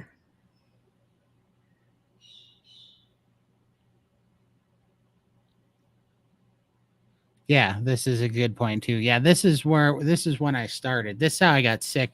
Trying my first 40-day fast was this guy. There's nothing wrong with it. I just did it stupid. But yeah, he lost 380, or he fasted for 300. Actually, I thought it was over 400 days, but maybe it was 382 days. Literally over a year so long as you have body fat and get electrolytes. Yeah, and that's all that I screwed up was the electrolyte part. But the reason why all of that was interesting, but the thing that was incredible about it was he lost like I think 200 pounds or something, but he didn't have any loose skin because autophagy ate all the skin and it healed the loose skin. It healed all the damaged skin. So that's the other thing. Not just for the skin, because I honestly don't think I could eat enough skin, or not in this lifetime, but for everything else, right? It was going after damaged and excess proteins and dormant proteins. So that's really good for the lymphatic system. That's really good for rejuvenating new cells and causing stem cell movement within the body, and production of stem cells, and also with growth hormones, so, which is a really good thing for healing. It'd be mentally hard, though, to not eat for 382 days. I think it would be, but I bet once you get past, like 40 days or even 30 or even 20, I think it just probably becomes, that's just the way things are for a while, like whatever your metabolism kind of works out and gets to. I think the hardest part would be, I think it would take maybe even 60 days, maybe 90 days. I think you would fight it for a while, getting things adapted and getting metabolically kind of flexible to do all that. But I think once those pathways really opened up and became efficient, I think it would be easy. I really do. I don't think it would be hard. So it's definitely crossed my mind. That's what I was doing the first time I had it in my mind, when all I did was I was drinking too much water. I peed out all my potassium, and that's what crashed me at day 21. But I fully had it in my mind that if I made it to day 40 and was doing fine, I was going to day 80, and I was going to day 120, and I was just going to keep doing it to see how long I could do it. For this very reason, actually. I'll let you read that while I'm looking. Thank you all for your inspiration. From small woman on Vancouver Island, started Carnivore in 2018. Goodness, we've been doing this a while then. That's pretty good. Vancouver Island, that's in Canada, is that right? Yeah, I believe so. Well, Vancouver, Canada is a place. I'm assuming Vancouver Island is. Island would be Canada. Yeah. Nice. That's on my bucket list to go there.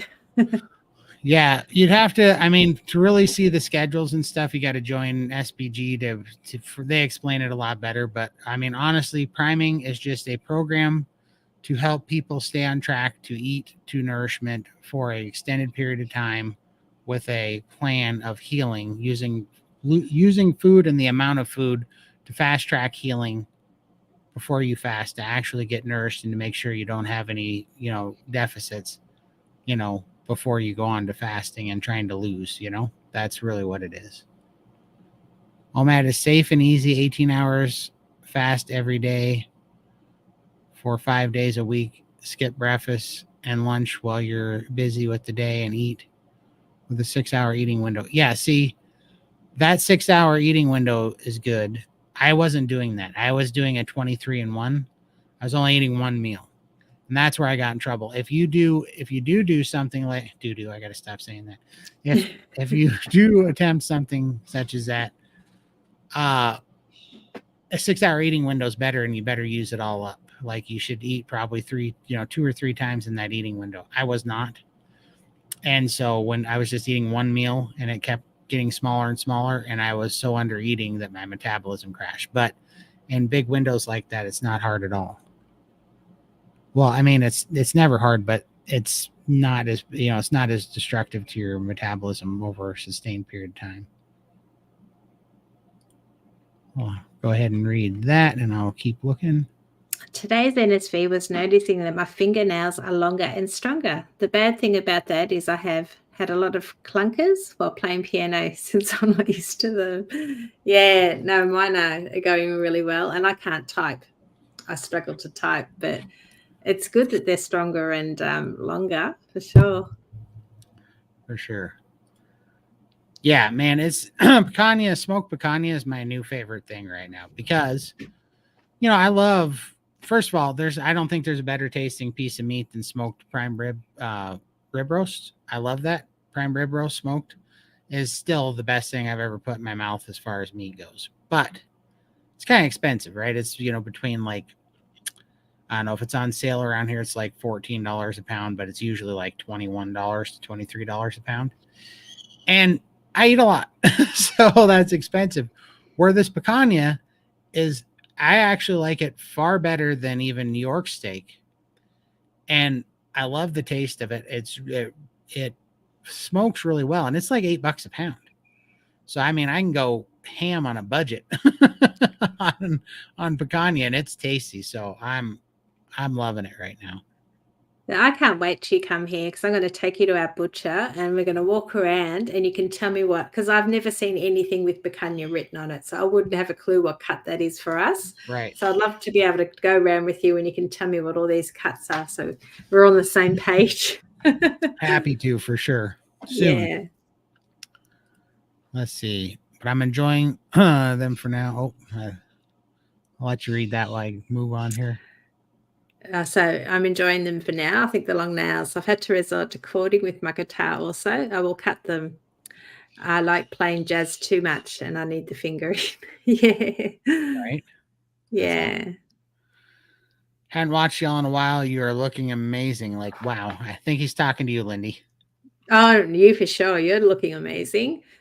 All your fasting and stuff. I've plateaued. But thank you, Mandel. Well, we only switch off plateaus because of the winter. You're in your winter. I'm in my winter. Yeah. And that's Yeah. what I keep saying to myself, the composition's still happening because I'm still fitting into my clothes and it's just I'm not gaining, so I'm maintaining. But Yeah. composition wise, I am shrinking. But yeah, it's just that mind game with that stupid scale. Yeah, I need to divorce it. For sure. Yeah, that thing gets us in trouble. Right now, I'm actually Yeah. more in love with my measuring tape and only on my lymphatic tissue right now because I'm loving that's the biggest victory. That's the thing that I watch that moves the slowest. And I'm like, are you going to go away or what? What do I got to do to you? And so that's finally going, which is huge. But yeah, thank you very much. It's, it's really just the fact that carnivore makes it so easy to be consistent because it really does give you that off switch Lindy talks about. And if you can be consistent and not eat the garbage and nourish your body consistently, it's just a matter of time before everything picks up. And what we all got to remember is the time's going to click by. We don't get to stop time. We don't get to pause it and stay where we're at so we can eat crap for a little bit longer. Like you're either plunging into the abyss a little bit deeper or you're climbing out. And if it's sustainable and you can just even a tiny slow climb, man, this 20 months has flown by. And yeah. Well, I'm coming up to 3 years. I have never been able to keep a diet for more than 2 days, Exactly. And I mean, this is not a diet, this is a lifestyle for me. And, occasionally I have gone off plan just for like one meal or something, but it's just, I know how to get back on track and this is sustainable. This way of living is sustainable. I absolutely love it. So. For sure. 100%. Very interesting stuff indeed, fellow human. That's funny. I will have to be on the outlook for Todd's picanha recipe. One time I tried it. It was tough. It didn't taste that well. I need to get my grilling genes in order. Yeah, so low and slow, dry brine. And then there is a part of the picanha that has a big, I don't know, it's a big piece of white tendon that goes through it that's tough. There, you'll see them. There's 2 spots on each one of them. But that's fine. You just cut around it. And then you always cut with you cut the steaks with the grain, but then you cut your finishing piece that you're going to put in your mouth against the grain. So if you cut the steak the wrong direction, so that you're cutting against the grain when you cut the steak, and then you're cutting with the grain when you're eating the steak, it's going to be terrible. You never want to do that. And that's a common mistake that a lot of people make when cutting picanhas. Always cut the steaks out of the roast with the grain, and then your finishing cut that you're going to put in your mouth cut against the grain, and then you'll break up those little fibers. That was some low and slow cooking, watching out where the tendon is so that you don't cut that into a steak, cut around that, And then, which I still eat it. I'm getting to the point where I like the white tissue, even if it's chewy, because I know that it's good collagen. I know it's stuff we need. It's going to create myelin on nerves and all sorts of good things. But just know that that's there. But then you got to let it rest, right? And if you do all those things, which is not hard, I mean, it's second nature to me now. I do all those things on autopilot. It makes, and Lenny can attest, it makes things 500% It better. does. Yeah.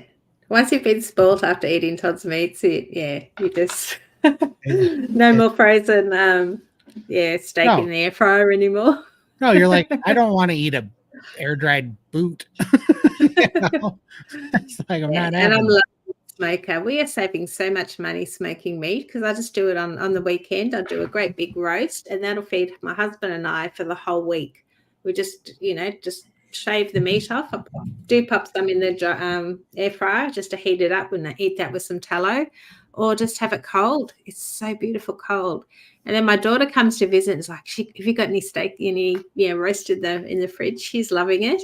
And I did try some of the hamburgers that you made as well, and they were phenomenal. I still have, I think, about 4 or 5 of those left in the fridge. And I just go and grab one cold, and that's my meal. It's beautiful. I like those ones cold too, don't you? Man, yeah, I prefer them cold because all the fat gets really cold. It does. And you bite into it, and it's just like so delicious and tender. I know. I do love that too. Yeah, I mean cold bacon burger patties, especially with pickled jalapenos if I put them in there, And anybody that's new, don't worry. That's like we've been through this a million times. Thing. Yeah, I have a couple of things that I'm stuck on, but pickled food, when you pickle vegetables, which Asians knew this for forever. That's why they would ferment vegetables and pickle them. It gets rid of the oxalates. And so I still occasionally have pickled jalapenos. It's one of the few things I'll let myself have. But pickled jalapenos, I don't have any reaction to them. Those go fantastic on bacon burger patties smoked. Oh my gosh, it's like candy. Oh, well, you know how lazy I am. I actually bought a kilo of mixed beef and pork, and it was all minced. So it was 50-50 because I couldn't be stuffed cutting up bacon. So I probably would taste better doing the bacon. I will try it one day, but I was just in a hurry, and I thought it just took me 10 minutes to make the patties, throw them in the smoker, and I left them for 2 hours. And geez, that was so good. Straight out of the smoker. Yeah, I love them. The only thing that drives me crazy about them is when I have a cold burger patty, I want a cold piece of sharp cheddar cheese so bad with it, and I can't have it because there's something about cold, greasy burger patties and cold, sharp cheddar cheese that go well. Okay. Never thought of it. Yeah, I wouldn't do it either. No, I can't do it. I can't awaken the dairy demon. Yeah. He only went to the bathroom like every 40 days. That was crazy. That was the guy fasting. Wow. What do you do for potassium? We eat animal products, and we don't overdrink water, and that's all you need. At first you can add potassium because we'll just kind of make a round trip back to things that we've said before, but I think everybody's malnourished on everything when you first find this way of eating. Likely, if you came from a standard American diet or whatever, you're probably malnourished. And so I think go ahead and take all the supplements and take supplements, anything you need, anything that makes it easier, take it. But you're going to get to a point where your body catches up on the deficit that you're in, and then you don't need it anymore. And your body will self-regulate. And because a lot of things aren't just that you're low on something, it's that you have a electrolyte imbalance, right? So you're maybe have too much of something in your body, like sodium. Sometimes, one of the bigger problems where people were carrying sodium, it was because they're actually low on potassium. So their body was holding on to sodium because you pee out potassium when you pee out sodium. So it's like, well, we can't get rid of these electrolytes. We got to hold on to it because he's low on potassium and that'll kill him. So we're going to hold on to all the salt too. A lot of it is that your electrolytes are in balance. But the greatest thing to balance your electrolytes is your body. Just let your body do it once your hormones are healed. Once you get into a healthy, healthy, nourished state, your body will maintain it. So I am living proof. I don't even salt my meat anymore, which is how crazy that is. Because I used to salt everything super heavy. I don't even salt meat anymore. I put meat on the smoker. The only flavor that I add to my meat right now is the smoke. If I do add flavor to certain things, it's with other meat like bacon, because I like how bacon flavors beef when I like, those things. And on a special day, I'll have some sour cream and horseradish cream sauce on some beef, or I'll have some mustard on some beef or some apple cider vinegar. But even lately, I've just been pretty much flavoring my meat with smoke and bacon, and Yeah. tastes delicious every time. Yeah, I found that I'm not using as much salt as well with the smoker. So I just smoke the meat and that's flavor enough. But yeah, when I'm yeah, I don't think I'm having as much salt anyway. Yeah, it's more like it is a bit of a cheat meal. If I have salt on my, it feels like I'm being naughty when I'm not Right. really. But it is a treat just to have some smoked salt or that extra flavor. Exactly. 100%. Mm. Yeah. No, I know exactly what you mean. Okay, thanks, Todd. 8 from 11 to 5 every day, eating in a 6-hour window. That's awesome. Very good. Let's see here. Let's see, you can read that while I'm looking. I have a hard time maintaining a consistent low temperature when grilling. It seems like the minute I step away from the grill, it flares up and blasts the meat. Yeah, Todd's a cooking man. I'm very air fryer, and that was it for me. And I know. I was yeah, telling her, she was fighting me on it. She was like, I don't know what you're talking about. It's just meat and heat. It doesn't matter. And I'm like, you're gonna see the promised land when you come here and yeah. try some real meat. You're gonna know what we're talking about. We're gonna definitely have to try and learn how to cook meat properly. Like I'm so nervous about you and Bella coming over because you're gonna have to eat my cooking. And like I am so plain Jane, and yeah, That's all if right. sorry if there's any Janes out there, But but yeah, but I just can't cook meat. but it Yeah. like you can, and I'll help you. But it's like it doesn't get any plain. The meat that I fed Bella and Max here the whole time they were here for the 4th of July. I mean, every time it was unsalted prime rib roast and a smoker. That was it, and it was beautiful every time. They loved it. Yeah, but I just put it on the smoke setting. You use the temperatures. For I sure. just like smoke and stick my prong in, and then when it gets to 57, I take it out, and that's easy for me. So I'll show you how to do it though. It's easy.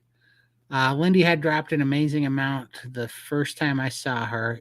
You dude are down like a quarter of yourself. Yeah, I actually have come down quite a bit since I saw you last.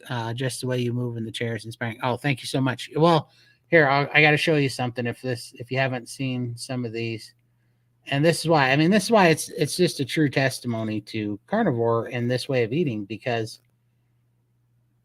sorry, I got to pull up a picture here because it's just giving me so much energy back.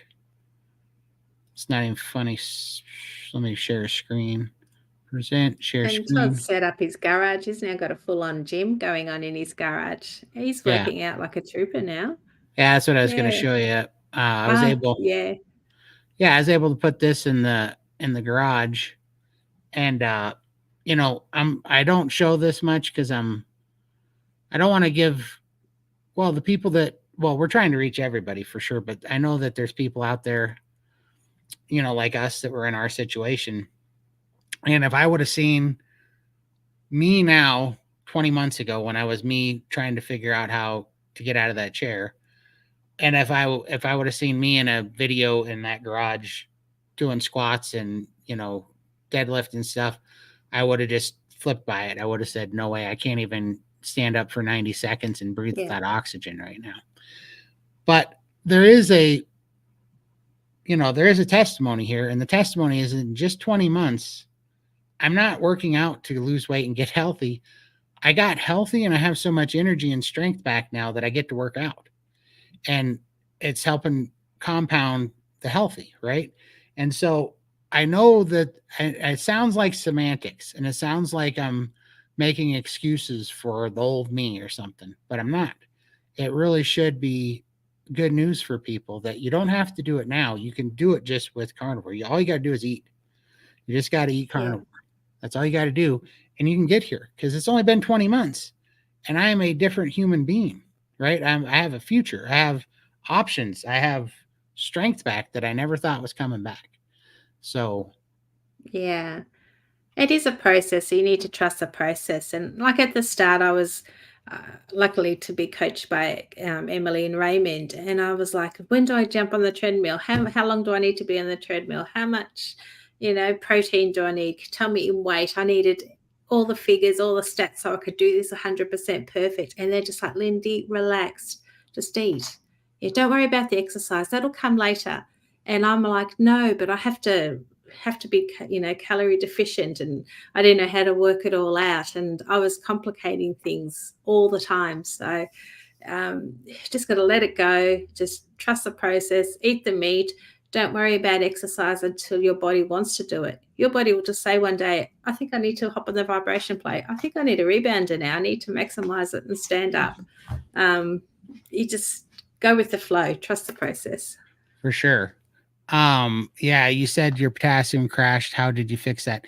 Yes, I did. So I was taking what's called snake juice, but then I quickly learned that you don't have to take snake juice. If anybody that needs potassium, the cheapest and easiest way to get potassium is to get sodium-free salt at the grocery store.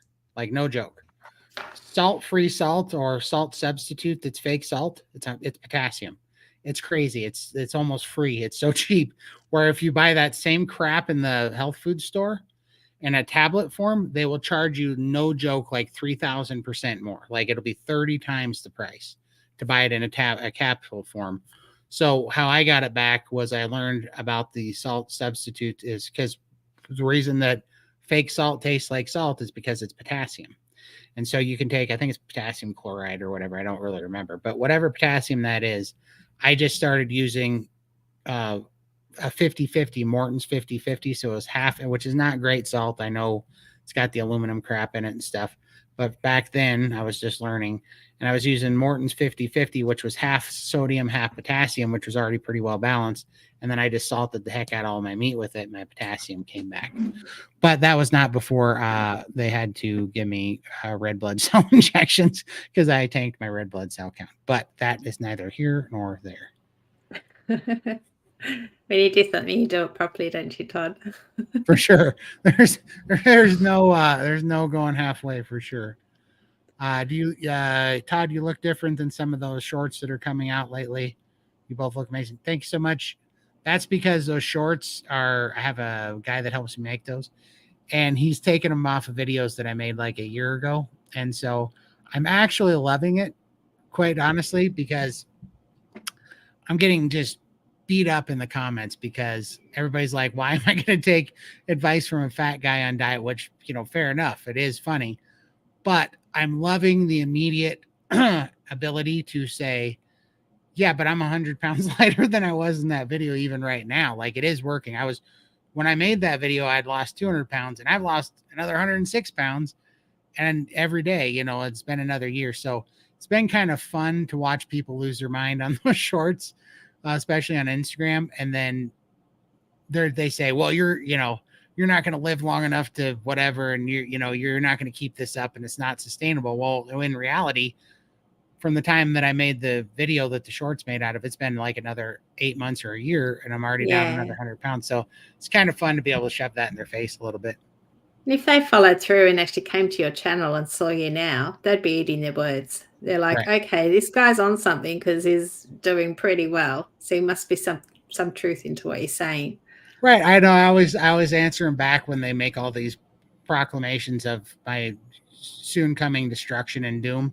I always tell them, Well, if only I had have recorded all this on a YouTube channel and an Instagram channel and made it public information so that everybody could see it and hold me accountable. If only I would have thought to have done that. You could come look for yourself and bust me on my big ruse that I'm, spinning here. It's so funny, these people. It's like, just go take a look. I'm right here in front of you. I'll have anybody that wants to argue with me about how I lost this weight or how I come to do this, or I mean, I hear it all. You're not fasting for 7 days. You're not really only eating meat.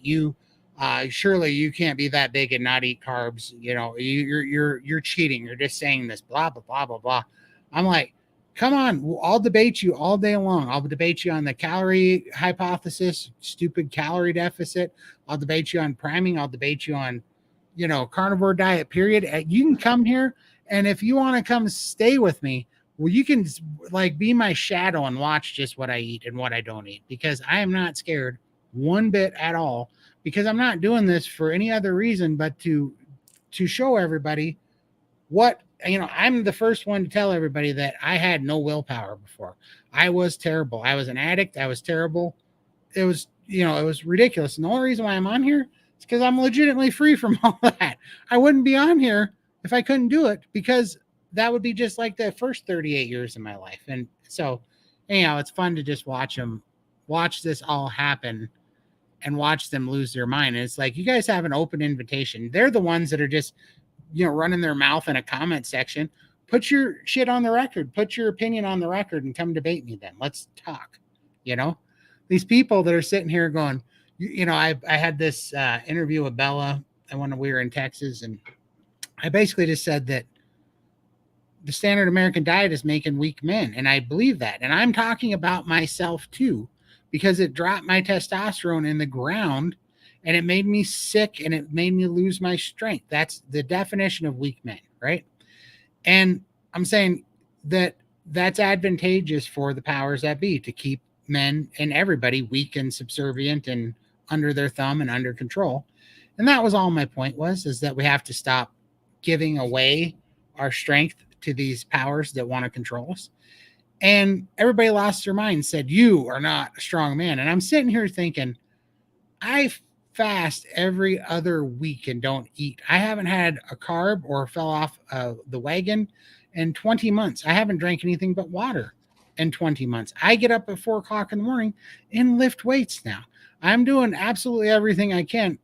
Granted, I'm coming from a rough spot, but I highly doubt that you're putting in as much effort in this comment section right now, running your mouth, that I do every week now. And it's not out of willpower. It's out of ability of healing through carnivore. And that's the big message here. I'm not doing this because I'm stronger than somebody else, that I'm built better than somebody else, that I have more, whatever mental fortitude than somebody else. I'm doing this because carnivore pays you back, and it gives you the ability to heal, and it gives you the ability to do these things. And if I can do it, who got up to over 700 pounds and sucked at life for 38 years, anybody can do it. And that's the whole message we're here to say. And still, the pinheads will line up to tell me, you're just in a calorie deficit. Like I never tried a diet in 26 years of being over 600 pounds. It's crazy. It's absolutely crazy. That's going to go on a short for sure. Marcus will see that bill. He'll be rubbing his hands. Yeah. Let's see. I got to find something. Sorry, I was rambling.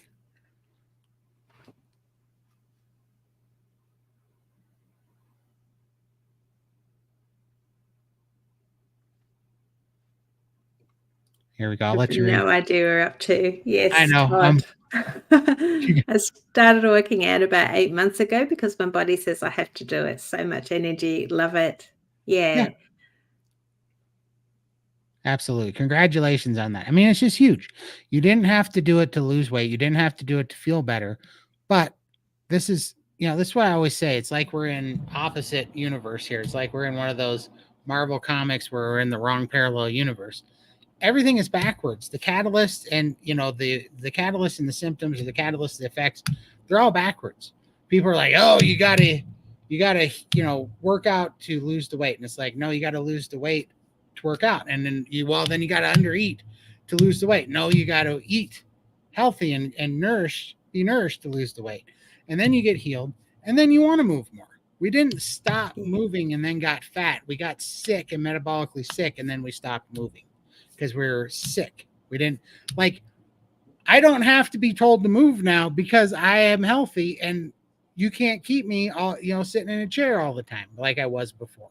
I want to move. I would go crazy. Like anybody that feels good and is metabolically healthy is not going to sit there and turn into a plant. But when you're sick, it's the exact opposite. You can't, there's like, it just is so overwhelming to even think about moving. And so this answer of, well, starve, don't get any nourishment, and move more while you're suicidally depressed and whatever. Hey, there he is. Hey, Michael. Sorry. We missed you. It's my fault. I'm so sorry, Michael. It's all right. I didn't know what Glad happened. you made it. For sure. I can't do tomorrow, so we kind of rescheduled. Sorry. All right. I just saw my phone and I had to run around. No worries. I was laying in bed watching TV and I fell asleep for a bit and woke up and saw my phone and then came up on YouTube and saw you guys were live. Yeah. For sure. I know. I was like, oh crap. Because it's just, I tried called you earlier today because I was going to make sure, because we just made this decision late yesterday and posted it because I saw it yesterday, but I didn't look at the date. So I thought it was our regular time for Sunday. I know. And I was like, and then this morning when I woke up, I was like, oh, I got to do this live. I had to do a men's meeting with SBG. But then I was like, oh, I got to call Michael when this is over and make sure he knows it's today. And then I couldn't get a hold of you. I'm like, so we already told everybody that this is totally our fault. You guys just wanted to sneak a show in without me. I get it. Yeah. No, we missed you, Michael. Paybacks are a real bitch, Michael. For I know. I got ammo, baby. Don't start with me, man. I might have something ready to go right now. Okay, well, will you torture me and pay me back? You do that because I gotta look through these. Yeah, without you, I am so behind in the chat, Michael. This is not even fair. Yeah, I know. Yeah, but that's why I'm here. I know. Yeah, all these people saying that you need to not eat the calories and exercise and all that. I mean, son of a bitch. Oh, that's so cute. You are so mean. So mean. Payback, baby. I told you, I got ammo. I got tons of ammo here. You do have ammo. I can't believe you actually turned me into a cherub. You're such a shit. I should have never gave you that picture. Cute. Hey, at least I gave you sticks. That is true. At least you gave me something to smile about. Yeah. You could have put a bigger hat on to get rid of the curls, though. No, I like the curls. You got to have the curls. That's right. All right, I'm going to put this up there. Going on to 4. Oh, I'm sorry, guys. I'm new here. Har. Go ahead. Go back to wherever one you were at. I'm sorry. No worries. Going on to 4 years, Carnivore log story. Finally see light at the edge of the tunnel. Congratulations, Tim. Yeah, the light just gets brighter. Today I ran up the steps just because it was fun. 80 pounds ago, that would have been impossible. That wouldn't be possible. Excellent. Yeah, steps are still my nemesis. Yeah, for sure. Because of my hip pain, but I'm getting better for sure. That is awesome. A huge NSV there.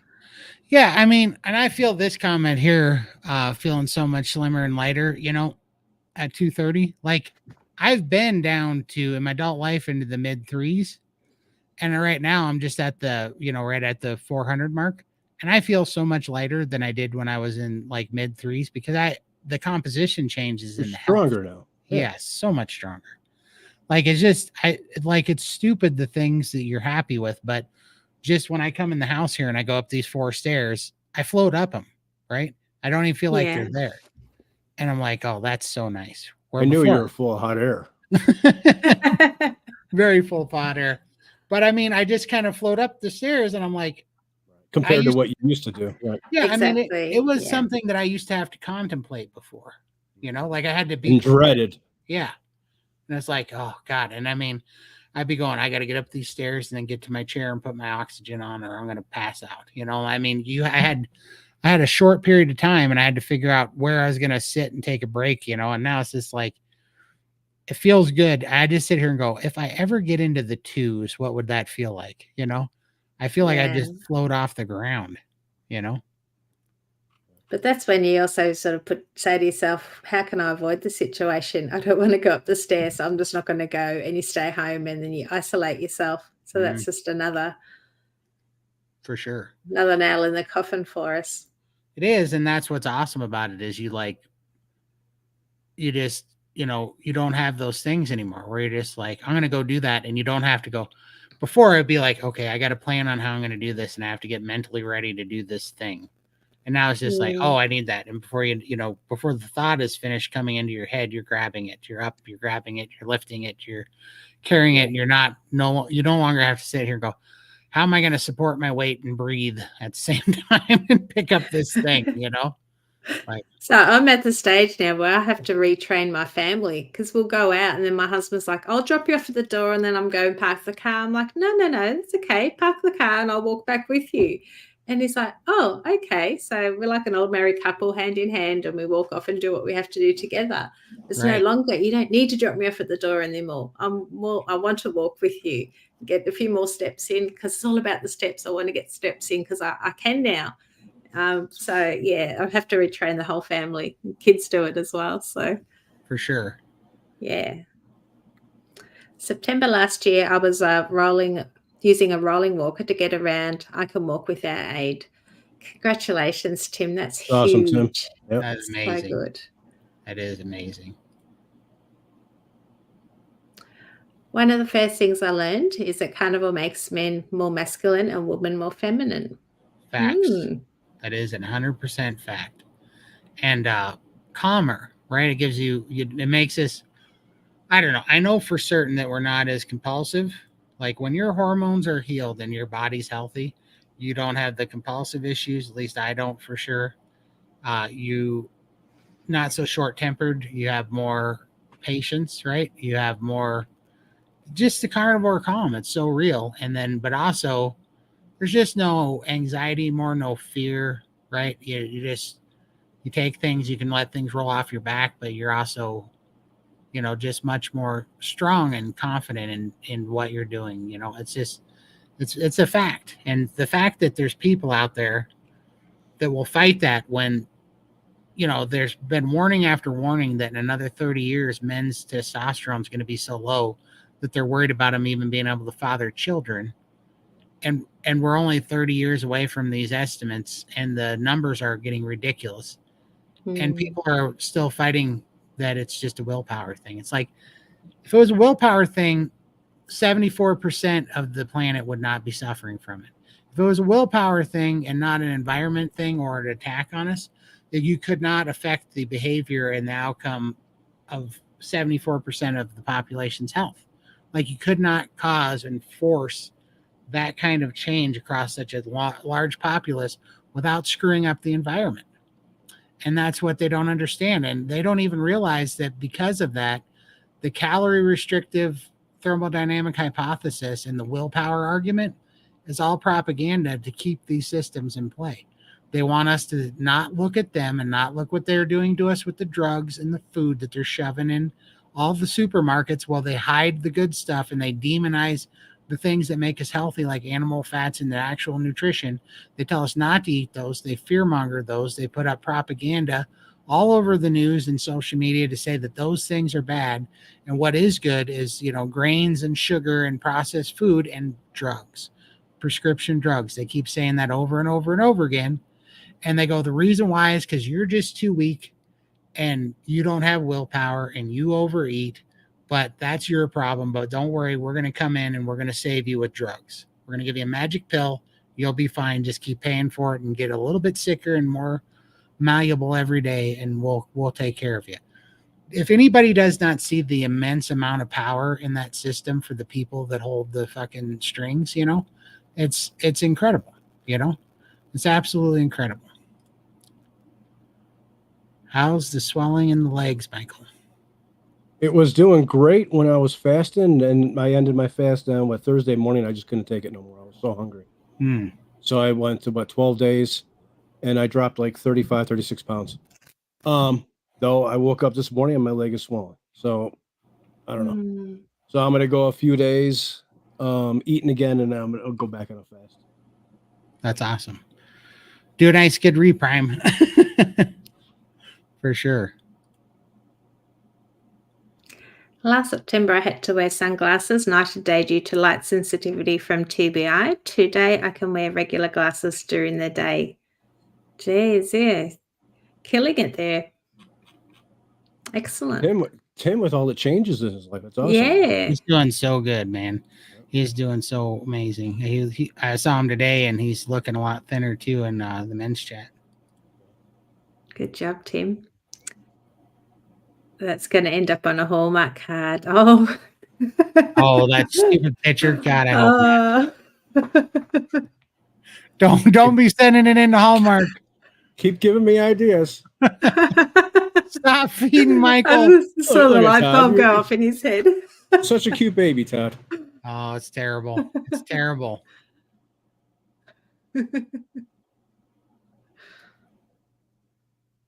Oh, Michael wants, or Tim wants you to post the one with me in the gym outfit. Oh, your the Sean tights? Baker one. I guess so.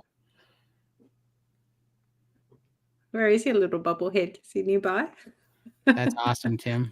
You need a shelf behind you, I Michael, know. with our little bobblehead. It's on my list. You both look great, so healthy. Thanks so much for sure. And you know, that's just Well,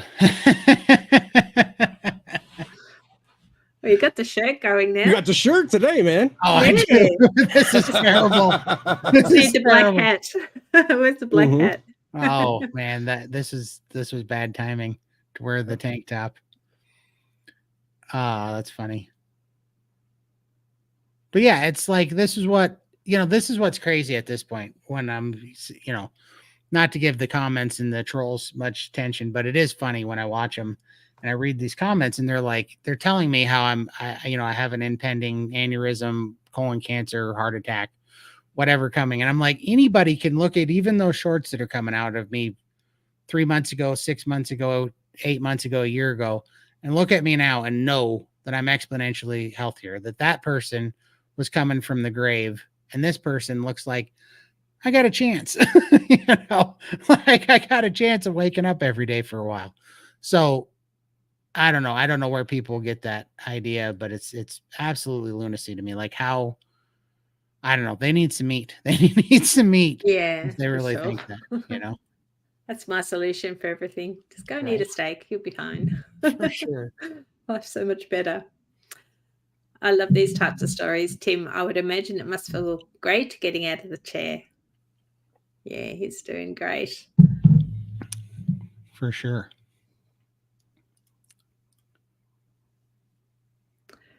A number of carnivores are taking on Manito steps in Co next fall, if anyone is interested. Oh, is that somewhere where they've got like steps that you climb up or something, like a touristy place? Yeah. Manito steps? I think Ashley mentioned that to me, maybe. He said it was a lot, but yeah, in Colorado. That might be fun. Let me see where I'm at. Somebody said this, I think it was Ashley, and I said I always feel like Kung Fu Panda when he came up to the Chinese stairs and he goes, "My old enemy, stairs." Like stairs and gravity are not my friend. I'd rather lift heavy things than lift my heavy stairs. stuff. Do they have a handrail? Sure. I might be able to do it with a handrail, but 2,000. Whoa. Scary. I'll have to see if I can get into that kind of shape. That's some shape for sure. They've been lying to us about everything. They are helping us kill ourselves without having the finger pointed at them. And it's a slow death as well. It is. And that's, if we understand that sugar, seed oils, and processed food is 8 times more addictive than heroin and every bit as deadly. The only difference is it kills you over a number of years, which is, I mean, think about how convenient that is, that they kill you slowly. And the less, they have us believe that the only way to try to fix it is to take their drugs that we have to pay them a bunch of money for. And then those drugs just happen to cause other problems that require more drugs. More drugs. That's Yeah, I mean, endless cycle that they want us stuck in that. yeah, I mean, when you think about that, they're just turning us into lifelong mortgages, right? We are mortgaging our life and paying it to them. If you guys ever get a chance to see it, like, I'm not a huge fan of this guy, but I did like this movie. It's called In Time with Justin Timberlake, and it's a futuristic movie that I really liked. And it's basically that you're born with time on your arm, and the clock starts. I think you get a year or two on your arm. The clock starts when you turn 18. And then you only have 2 years or something on your arm. I don't forget how many years. Maybe it was 8 years or something. But your clock starts running down on your arm after you turn 18. Your clock starts. And if you don't do anything to put more time on it, you'll die when you're 20, right? You get 2 years or something, and then you die. But otherwise, you have to go to work. And when you work, you get paid in time. When you get a coffee, you spend some time, a minute or something off your clock for a cup of coffee, a few hours, for food, a few days or weeks for a house payment, you do this stuff and it comes off. So your currency is time, how long you get to be here. And so all of a sudden the rich and the elite have 10,000 years on their clock, 1 million years, like they're going to be forever. Right. So the wealthy live forever, but the low class, the poverty class has to work all these menial jobs and do everything, or else their time runs out and they expire, which is crazy. And that's really what they've done to us with this system of thinking, is that if we have to eat their food, because if we don't, we're going to get sick. We can't be eating those cows and, those chicken eggs and things. You're going to get sick. Oh, well, you ate our food. Well, you ate too much of it. You see, you didn't have willpower and you ate too much of it and you got slothful and you're not moving enough. Well, I know you feel like crap and that's why you're not moving, but that's because you're eating too much of the food and that's your fault, And they keep saying that over and over again, but they're like, that's okay. You're such a slothful, broken person. Here's some drugs. You just have to pay us $200 a month for them or whatever. And you got to take them for the rest of your life because you're broken and it's your fault. That's what this crap keeps saying over and over and over again. That's what the calorie deficit, thermodynamic hypothesis is. And they say that you can't change. But the reality of it is the food and the lack of animal fats make us so sick and we're so addicted that we have to have just those things that they're trying to get rid of and demonize in every possible way to heal our hormones, heal our mind. Once our body's healed, we don't need the dopamine fixes from all the junk. We just need the proper nutrients, and then we can thrive without them. So we've gotten to a point, in my opinion, that there are some real doctors out there, but most of them are drug dealers, and they come from an indoctrinated system of control and power, because how manipulatable and how controllable are we when we're always sick and we believe they're the only answer, and we believe them without question, give them our health. We delegate our health and our life and quality of life to these people that are completely misusing it and completely abusing it for power, And you can look around to the people that fight us on just the simplest thing.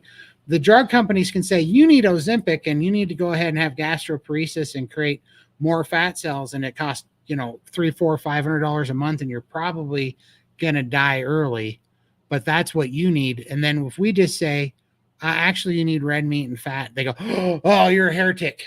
This is terrible. What you guys are saying is dangerous. You're going to hurt people. They don't give a crap about hurting people. That's why they're just paralyzing people's gut microbiome with this crap, They've been lying to us about everything. I think, yeah, that's what we just put up. Sorry, wrong one. The people who tell us it's willpower are the same ones who make insatiable products. It's not food. No, it's not. It's drugs, and it's absolutely a commodity. And it's absolutely the benefit of addiction, income for these people, profit for these people. And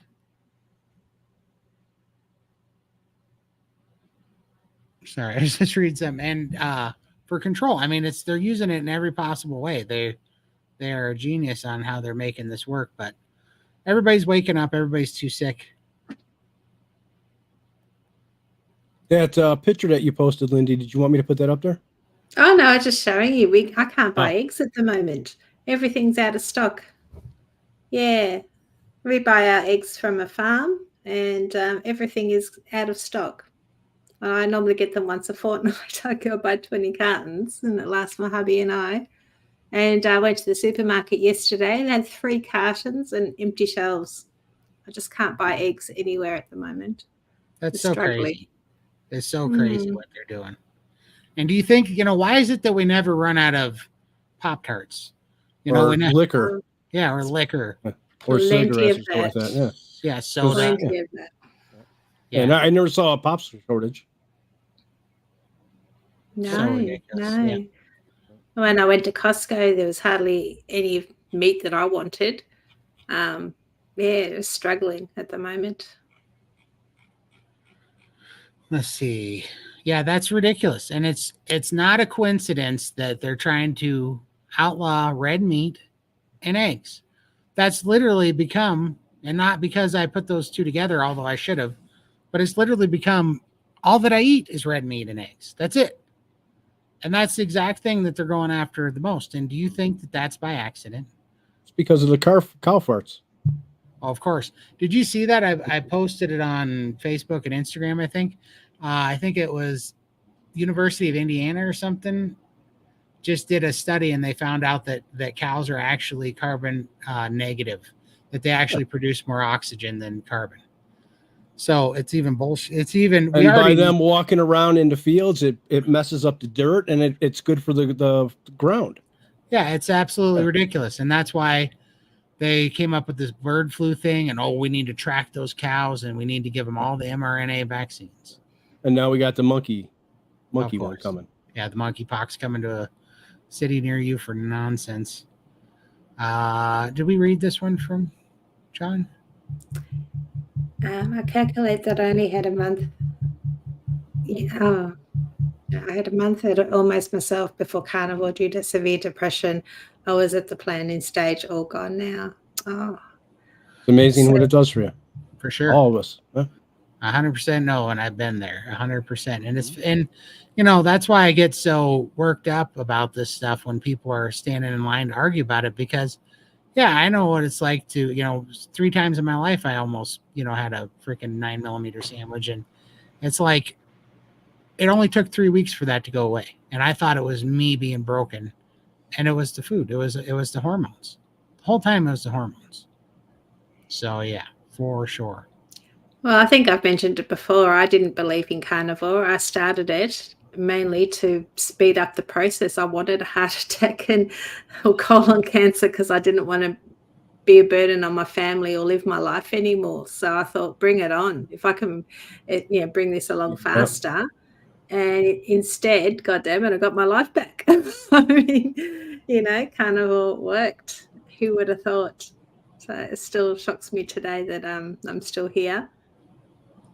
100%, and so happy, The ranchers we buy our beef from sold their farm and bought one twice as big. Yesterday they delivered a smoker and a beautiful grill to us for free. Oh, that's my gosh. Awesome. Congratulations. That's so good. I'm so tempted to sell up here and move out into the country and get some cows and some chickens so we can have eggs and just get back to nature. Way we were meant to be. Lindy, with what Lindy just said, look at now she's out and about. She's going to concerts. So, look at how much she's changed her life. For sure. Yeah. And my daughter, Catherine, she's officially blind now from her type 1 diabetes, and she couldn't see anything at that concert. So sad. We are praying for sure. We are keeping her ourselves. So I just love to buy a little farm and do our own thing and just put a little garden in there for her to pot around, and that's my plan at the moment. It's a good plan. And we don't know. Congestive heart failure is supposed to be incurable too, and lymphatic system and lymphedema is supposed to be incurable, and Carrie's heart murmur was supposed to be incurable, and so many people have autoimmune issues. I don't see why retinas have to be any different. I think I know. I think hope. yeah, there's no telling what can be cured by this. So Yeah, but she just says, "Mum, I don't have hundreds of pounds to lose." She sort of doesn't It's put the not. two and two together. It's more the healing. It's right. It's not just Yeah, weight that this fix. I know, but that's where, where's your rock bottom? I thought this would be a rock bottom, but she still doesn't put that. She Think that thinks it could. it's still just doing weight. I know. Yeah. I mean, she's kind of keto, but not full on carnivore, which I'd love her to be, but I can't do anything. Wow, straight up, Brian. Holy crap. All right. I'm gonna I'm gonna have to start hitting the stepper. If I can get down to 300, I'll give it a whirl. I'll give it a whirl if I can get down to 300 soon. Man, that's gonna be a hike. 2,700 steps or whatever straight up. Oof. Man, you guys are gonna have to mop me up at the top. Oh boy.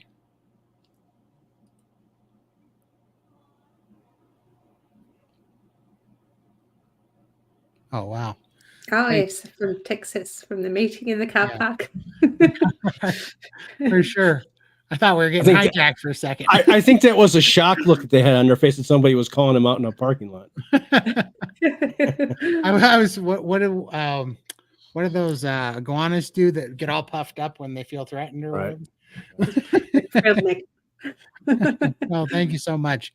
Yeah, I think I started fasting again when I came back, and then I've been more active since I came back from Texas. So I think I'm down like 68 pounds since Texas or something, but the composition change has been amazing.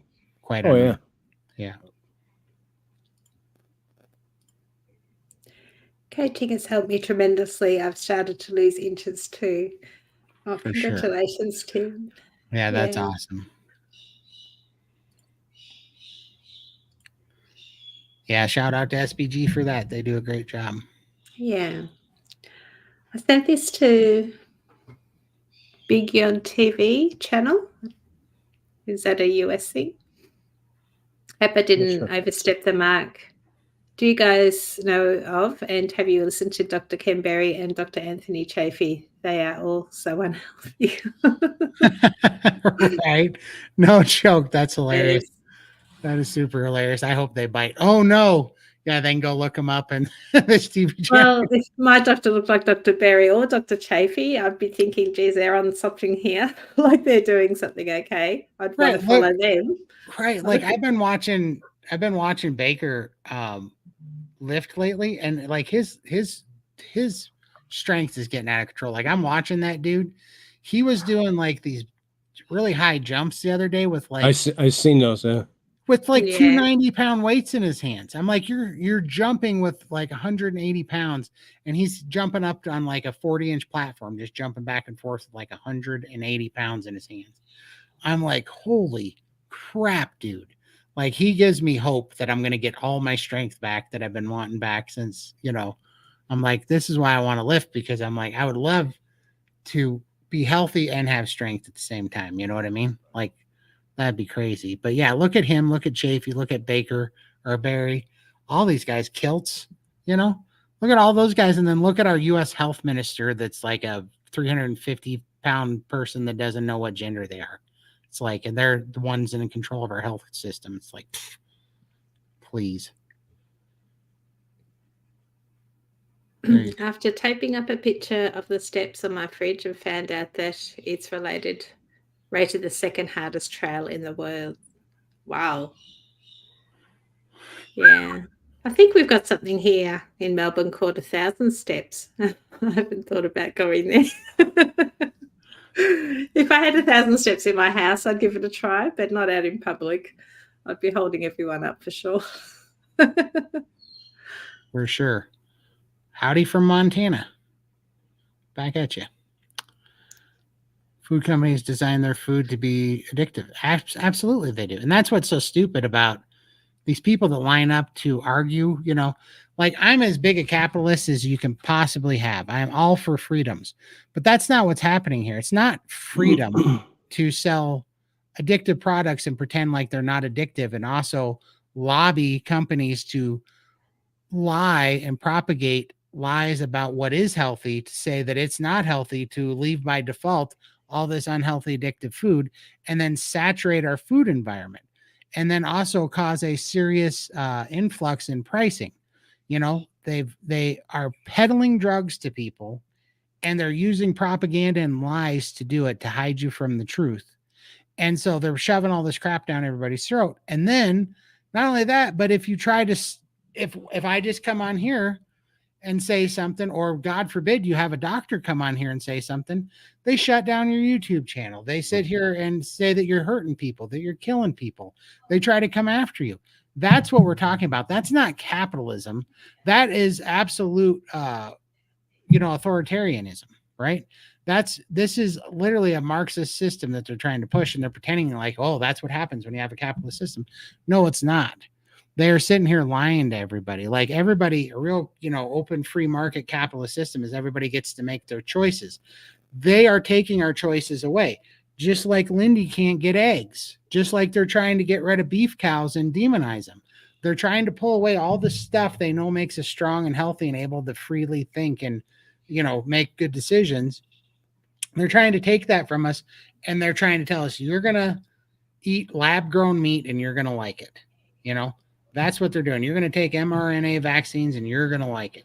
You're going to do all this bull crap and you're going to like it. That's not capitalism. That is absolutely communism,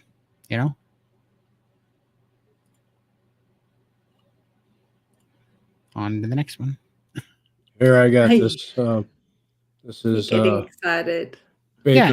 Oh, wow. Yeah, check that out. They'll say 90 pounds a piece on them, right? Or do they say 60? 60. So it's 120 pounds. Yep. Look at this. He's jumping up there with 120 pounds like it's nothing.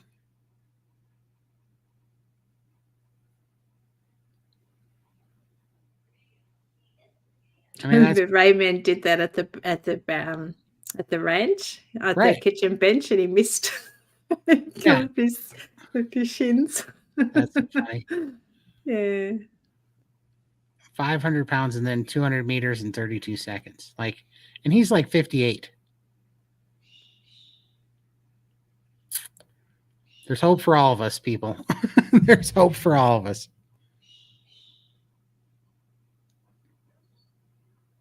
Wow.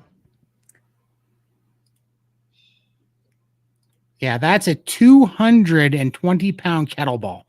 I was trying to find one for 107 pounds the other day. I can't hardly even find it. Do you know how ridiculous that is? He's swinging a dead body right now. Oh, exactly. Yeah, that is nuts. Oh, yeah, this is nothing short. 200-pound med ball toss, too. I mean, this strength training he's doing is crazy it's just crazy.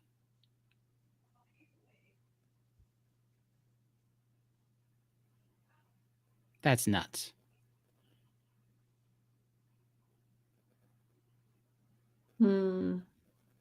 Yeah.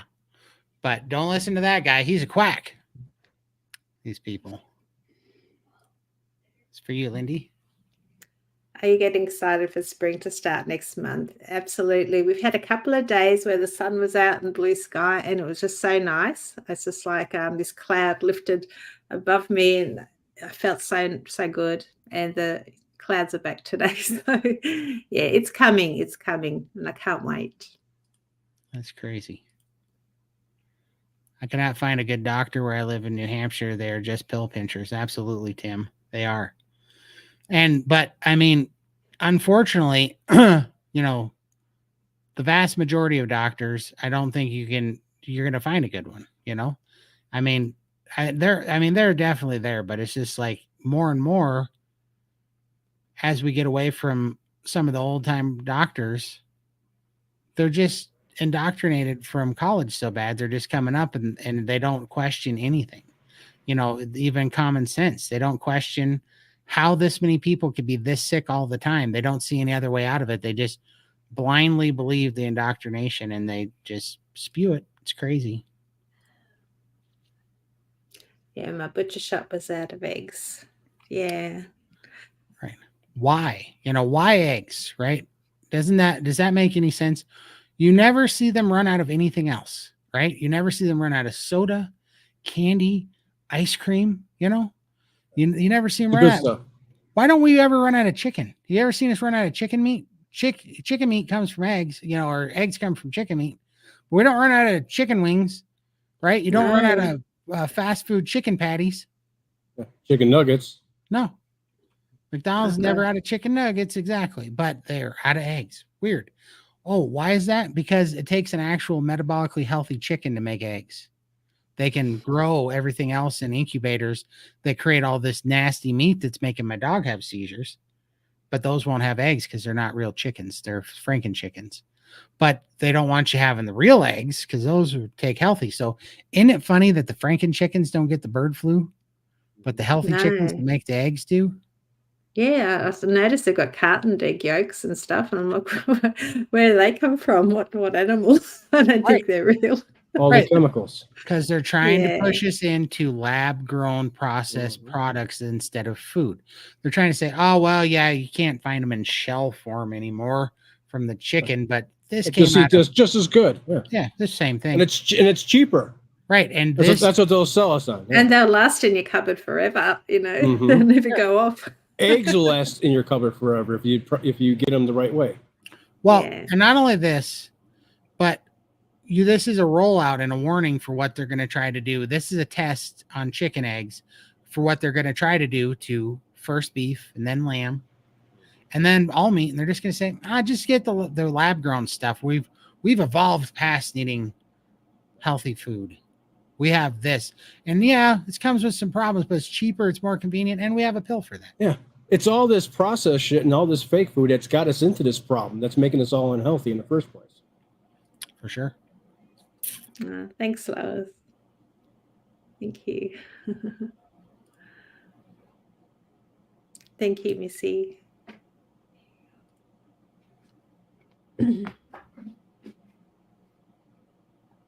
Yeah, that's awesome. My eyesight's improved too since lowering my sugar levels and reversing my type 2. Yeah, she's type 1. She's had it for 23 years now. So, yeah, it's a little bit different. For sure. I feel you there, but people have that same problem in Montana, for sure. Is that because why is that? Takes 'Cause can't breathe. Yeah, because Altitude. altitude. They're Oh, at sea altitude. level, and we're a mile in the sky, so the Okay, air is a bit thin. right.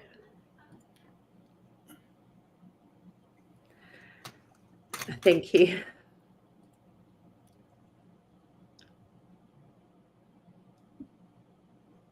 Good Lord, see what you've done, Michael.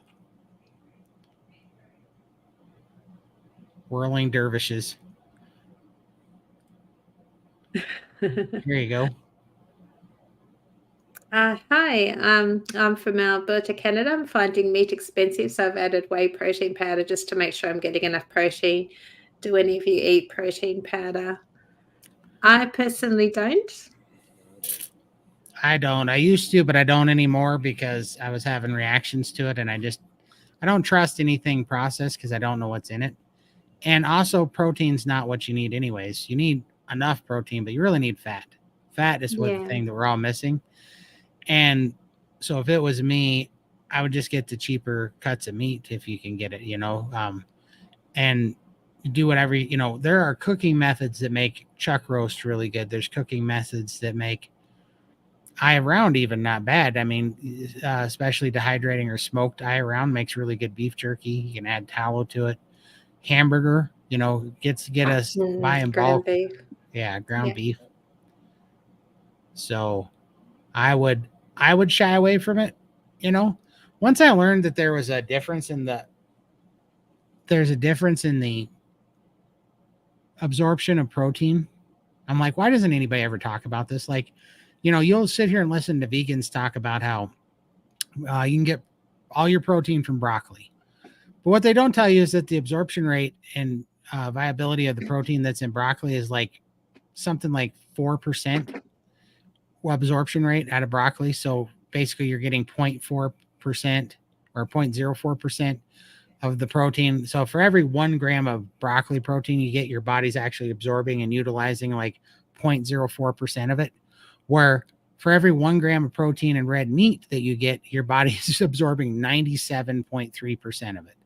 So and that has to do with the shape of the protein, which is also why gluten causes a lot of trouble. It's because the molecular shape of the protein doesn't fit into these mitochondrial receptors that process it or something. I might be getting it wrong, but it's something about the metabolic shape of the protein and on the molecular level. And if that's all true, people say that certain pulverized, that's why it's not good to necessarily make shakes and stuff and to pulverize things and to grind it into powder, because you can screw up some of the shape of the protein from what I've heard and make it even less absorbable because they don't fit into these little receptors or whatever. So I always wonder. And then also every time, I mean, you can't even get shredded cheese because just that little bit of processing it, they put a bunch of crap in there to keep it from Messes clumping. it up. Yeah. So what do they do to keep the protein powder from turning into just blocks of hardened sand and sticking together in a little bit of moisture or whatever? How do they keep it so powdery and keep it from clumping? There's stuff in there that shouldn't be in there, and we have no idea what the real consequences of that is. But the more that I know about that stuff, the more that I know it wrecks your gut microbiome most of the time, because there's a bunch of weird crap in there that you're getting just plastered with, and it's probably not the worst thing you can do by any means, but if you can avoid it, I would guess that that's probably a better option. Oh, thanks, Brett. I appreciate it, man. Man, I got to make one of your meetups one of these days. I'm starting to feel left out. Miss hanging out with you.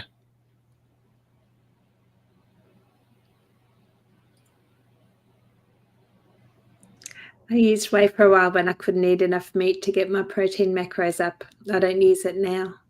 Nice.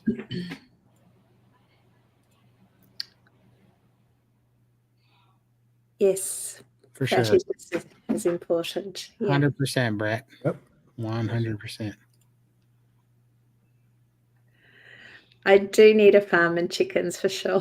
And overalls. You can't be old McDonald without overalls. I'll send you some Carhartts. Do they have Carhartts in Australia? I'd not heard of them until I met you, so no, I don't think so. Okay, we're gonna have to get you some Carhartt bibs. I got my hat now, so I'm good. Right, exactly, Tim. They're gonna be telling us, "Hey, bad news, all the cows are dead, but good news is we made worm steak for you guys." Yeah, we got a lot of crickets for you to eat and grubs. Yeah. We're gonna be fine. You're gonna like it. Look, we made it taste like tofu, so it's delicious. Hi, Christy. Howdy, howdy.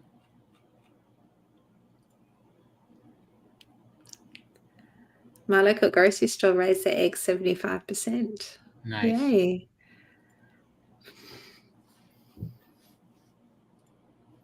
Hey, Charlie. Hey, Marilyn. Big thumbs up to your channel, and you sure appreciate all three of you, Marilyn and Charlie. Thank you so much, guys. We appreciate you coming. We appreciate you guys too coming. Everybody that comes and watches. Sure.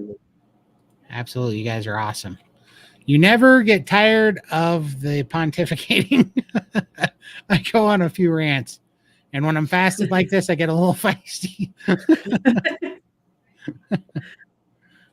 Eggs are really hard to get in Western Australia too. Now they can't cage rear them. Wow. By law. By law. Yeah. Wow. I can't get over the things that Australia's doing. Yeah, well, it's been a month now. I haven't been able to get eggs from my farm. So does that mean they're out of business or what? Like, I have no idea. Just no stock. That's crazy. No, they're if they can't regulate something outright, they try to put so much pressure on it that it runs the price up and makes it impossible. Yeah, nobody buys them and they end up closing up. Well, thankfully, my husband's a bus driver, so he drives all over Melbourne. So I just get him to drop off at all the superstores and the markets and grab eggs on his way. It's the only way we can get them. So thank you, Mandy.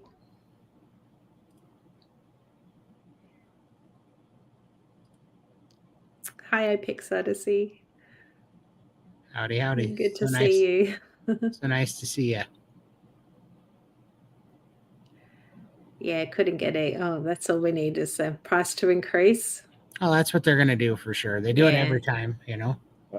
Well, thankfully, I don't eat 3 meals a day because Meat and Eggs Association. So, for sure. Well, yeah, I still save money. And if we start eating them more people will start selling them. More people will figure out ways. People will lobby against the stupidity. People will vote people out that are making the products that we want. We have to vote with our dollar and stop falling for this crazy stupidity, you know? Those videos that Dr. Bate make me want to go to the wellness center. It's a gym, but I call it a wellness center. For sure. I mean, that literally, it's just, I don't know. I didn't think that I was, one thing from caring about a lot of weight when I was young for a long time is at least I was stout, you know? But then when I got sick the last, 5 years or something, I lost that. And I was like, oh man, I didn't realize you don't know what you have until it's gone type of thing. And I was like, oh, I do not like feeling weak at all. This is not fun.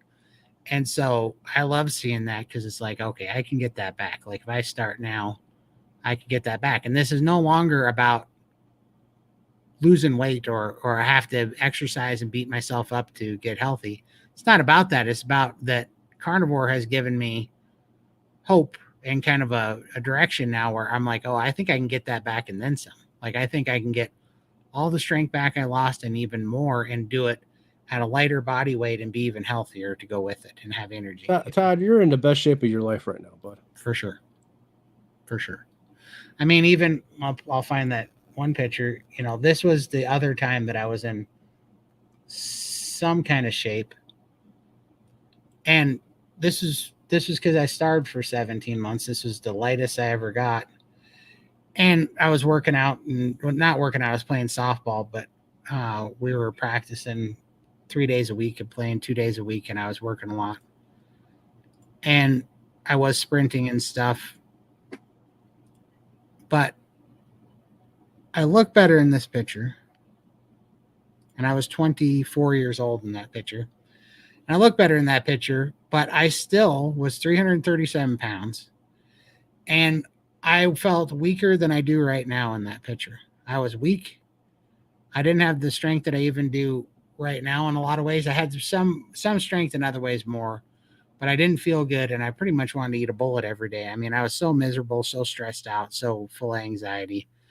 And I hadn't really, I was eating every 3 days, and I did that for 17 months. And when I would eat, I'd only eat 1,000 calories. And it was mostly creatine and a pre-workout drink that I would get the calories out of. And I do that every 3 to 4 days.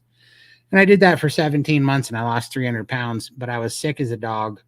In that picture, that was when I hurt my knee. That's when I blew out a rotator cuff in my shoulder. I had to have knee surgery after that because I ended up screwing up my knee. And just everything went to heck. And I just remember I was pretty depressed about that time because I kind of gotten down to some of my goals, but it didn't work. I mean, I was there, but I didn't feel like I thought it would make me feel. I wasn't happy. I was still white knuckling everything. And I was just not good, where now I'm still 100 pounds from there. But I think composition wise, some of that, maybe 20 pounds of that might even be muscle right now. So I might only be 80 pounds from there.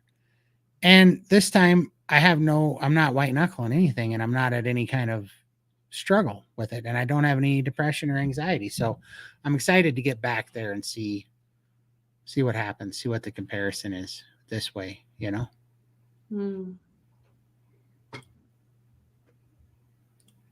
What were you chuckling about? Did you save that picture and do something to it? I feel like you did, you little shit. I already got that picture. Okay, good. And I've already done things to it. I don't like, nor do I want you to expand on what you mean by that. I just slap butter on everything. That's not a bad way to go about it. I bought 2 pounds grass-fed beef fat that I can add to sirloin or cheaper cuts from white oak pastures delivered to where I live. They send it in a cooler with dry ice. Beautiful. That's awesome. Oh, thanks, Chrissy. I appreciate it. She's hopping. She's channel hopping. I accidentally got some maple bacon. Does it have much more sugar than regular bacon? It's on the edge. It's kind of saturated. I mean, I just wouldn't go. I've had that happen before. I ate it anyways because it's bacon. But I just, instead of eating like a half a pound or a pound of it at once, I would just have a couple pieces, at a time. Check and see where the sugar's listed at on the ingredients too. Yeah. Closer to the top, the more there is. For sure. Okay, next, Brett. The meetups are fun. We raised $590 for the Healing Humanity movie. Congratulations. Awesome. Good work, Brett. I appreciate that. That's awesome. You guys go check out Who's Your Carnivore, please. Yeah, good night, Missy. Good night. So nice having you. Appreciate you stopping in. Thank you.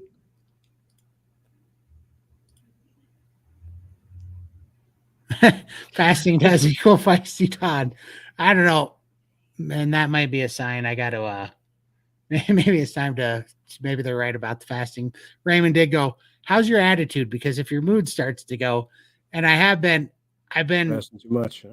I just been thinking about all the comments and stuff I've been getting on my Instagram videos because I'm getting more comments and plays on Instagram and stuff than I've ever got, which is bringing out the trolls. And I'm not hurt by them. But it just, the amount of the stupidity out of people that are all brainwashed and that are fighting for the same system that's making them, their family, their friends, their loved ones sick. I'm like, why are you carrying water for these people? And so I don't know. I get feisty when I start thinking about that because I'm like, all right, how am I got to put this into simple words because these people aren't eating correctly, so they can't understand English. They're not putting the pieces together. So I'm trying to help some malnourished, simple-minded people right now understand how they're being manipulated and how they're sheep right now. And that gets me fired up too. So it could be either one. Could be the fasting.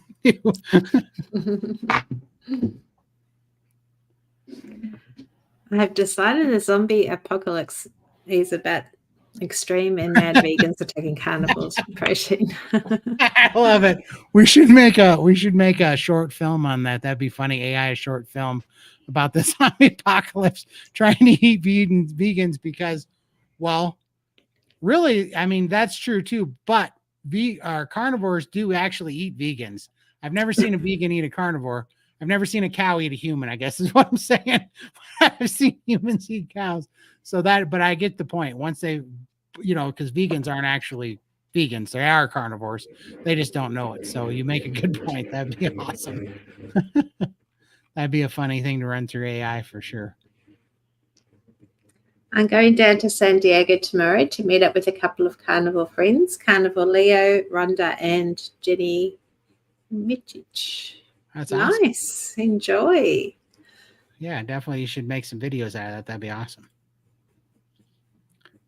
I'm doing a 72-hour fast on Monday. Congratulations, Brett. Kill it. Awesome, man. Yeah, you'll nail it. Brett's going through. Yeah, Brett's going through the priming, so he's going to knock it out of the park.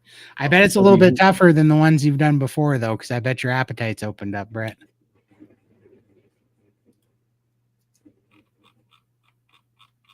Iowa is light on carnivores. Well, it doesn't have that many anyway. We have more pigs than people.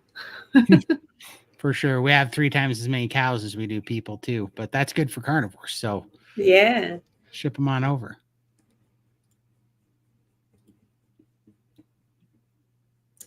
Oh, anti-cooking agent equals aluminium byproduct. Yeah, same for the cheese and for the salt, for sure.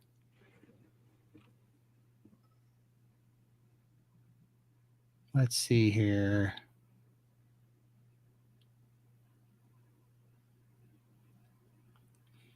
Here we go. I lost my place for a second. If anyone likes tri-tip, I put a video up with a super easy way to make it. It's so good. Oh, Don't actually know what tri-tip is. It's pretty good. It's a little bit tougher, but tri-tip, man, I have a hard time with tri-tip, but I'll definitely try it because I love tri-tip. But man, there's something about it that the texture of tri-tip makes me want to have it on a roast beef sandwich almost. I don't know what it is.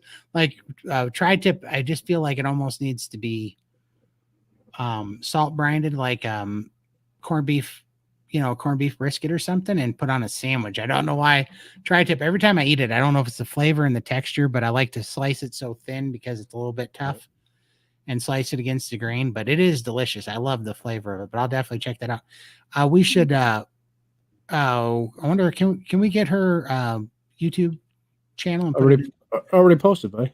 Oh, you are on top of this. Is why we need Michael. This is why I'm here. That's awesome. I appreciate it. Everybody please go subscribe to Carnivore Candy.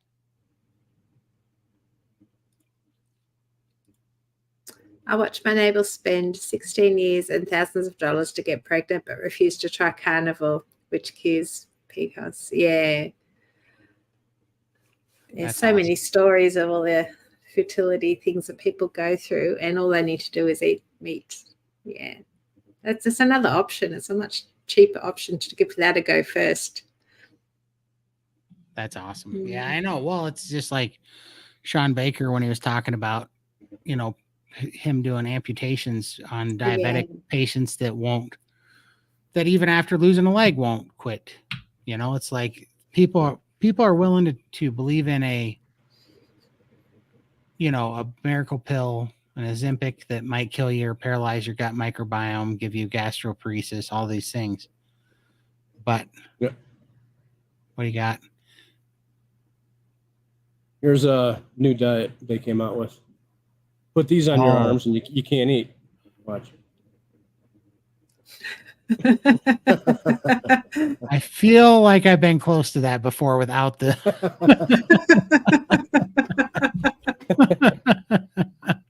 see. Oh dear. But if that was a piece of bacon, he would think and he'd put it down and then eat it with his face. Right, just stick his face in there. Yeah. But see, he's not eating meat, so he didn't have the brain power yet.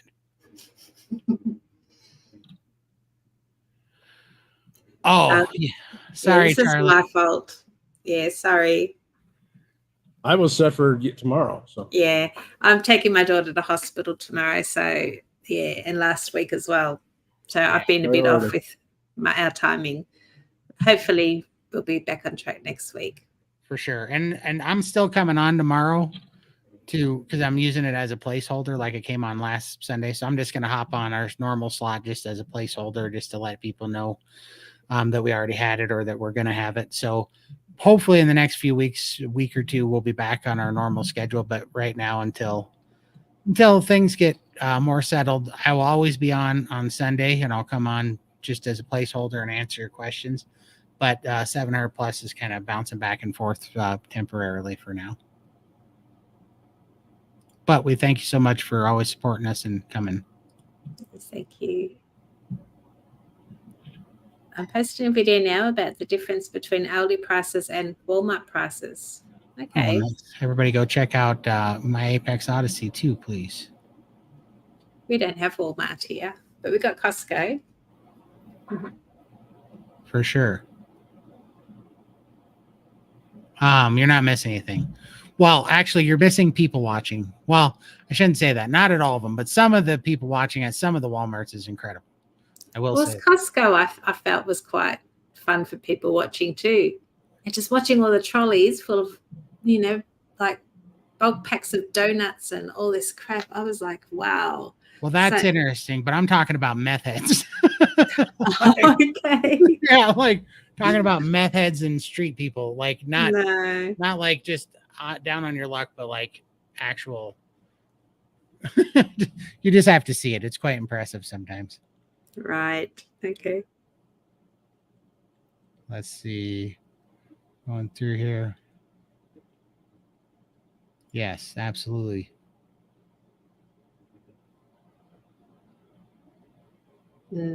Sounds like some are under a strong delusion.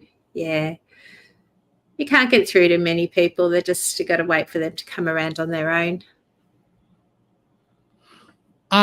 So it's a little bit different, but tomorrow I'm going to start the live stream same time we started this one, because usually it's 5 p.m. Mountain Time is when we do our Sunday all the time. But today we moved it ahead of one day for scheduling, but I'm still holding our 5 p.m. Sunday slot by just having it might only be an hour, it might be 2 hours, just whatever. It depends on how many people show up, but I'm just doing it as a placeholder so that everybody knows. I know that a lot of people set it aside, and that way I can explain to people tomorrow that we had it today, that they can go back and watch it, and I'll explain if we ever have to put it in the future, like I did last Sunday, that it was going to be on Monday when it actually ended up being Tuesday because we moved it again. But anyways. Sorry, guys. Yeah. No worries. Well, tomorrow you might be really feisty with another day fasting under your belt. I know. It might be a good one. Yeah. When did you start? When did you start? I started on Wednesday. So I started. Wednesday, so you only had a couple days, right? Yeah, I only ate for 3 days. And so, but I wanted to, this is what I'm saying. I get stubborn with my goals because I feel like. No, I know. I don't like better to stick to them than break them. Yeah. Right. Because I mean, that's what this is about, is consistency. So I'm trying to be consistent, but also I can't be fasting when I'm in Wyoming next weekend. So, and I need to break it on Wednesday. So I started on Wednesday. And yeah, this is tough because I only had a 3-day refeed, and going from a 7-day with 3-day refeed to a 7-day, that's brutal.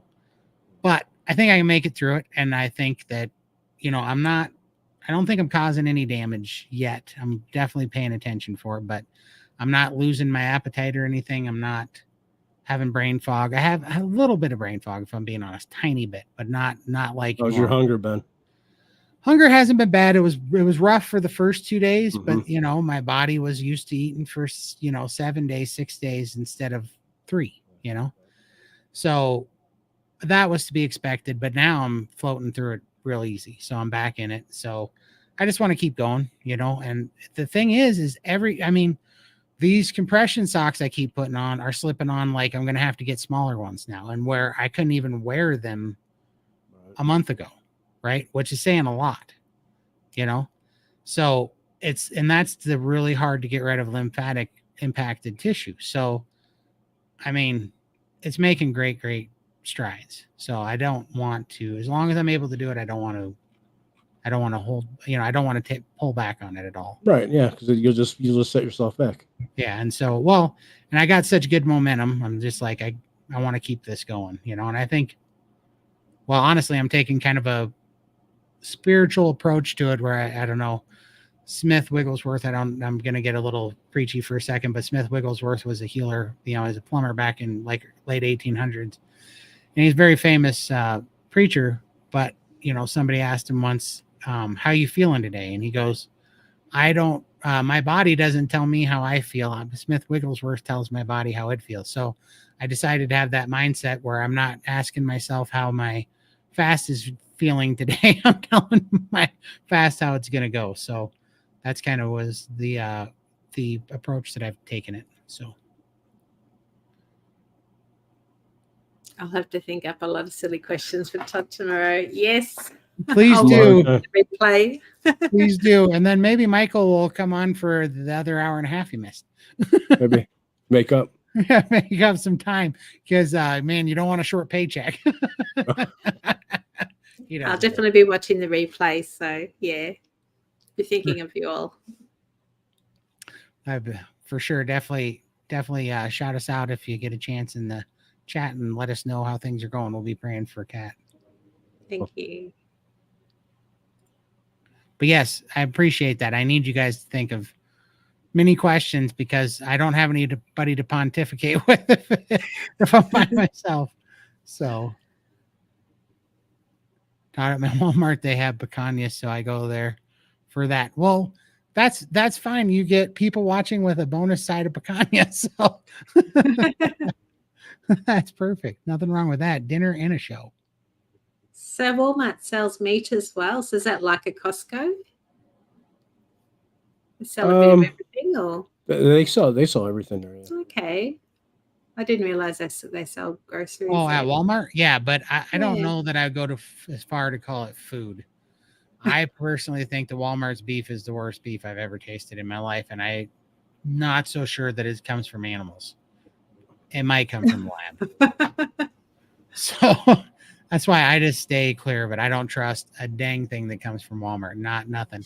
I don't trust toilet paper that comes from Walmart. I don't trust food that comes from Walmart, and I dang sure don't trust furniture that comes from Walmart. That's a fact.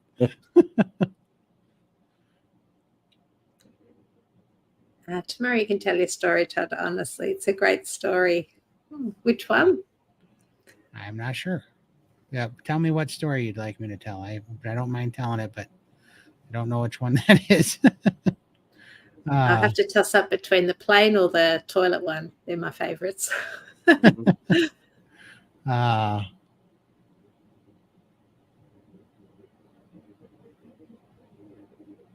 see, where am I at here? Let's go. Oh, they're encouraging you again. Give me ideas. Give me some ideas. Oh man, the baggy clothes are wonderful. I mean, this tank top is like ridiculous, and I just bought it after Texas. You know, I love having to buy Change. clothes. Yeah, it's just confirmation. You know, That's why, you know it's working. Yeah. Yeah, for sure. No, we're all making great strides, and I mean all of us in the chat and everything. We got to just stay the course. We got to keep adding up days and keep being consistent, and this will get there. Yeah, I don't trust nothing in Walmart. I just don't. Like, there's just no way that there can be food in their products. I just don't believe it. I'm sorry, but oof.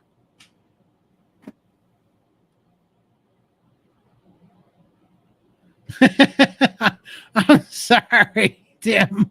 I'm sorry, but maybe you have a better Walmart than we have.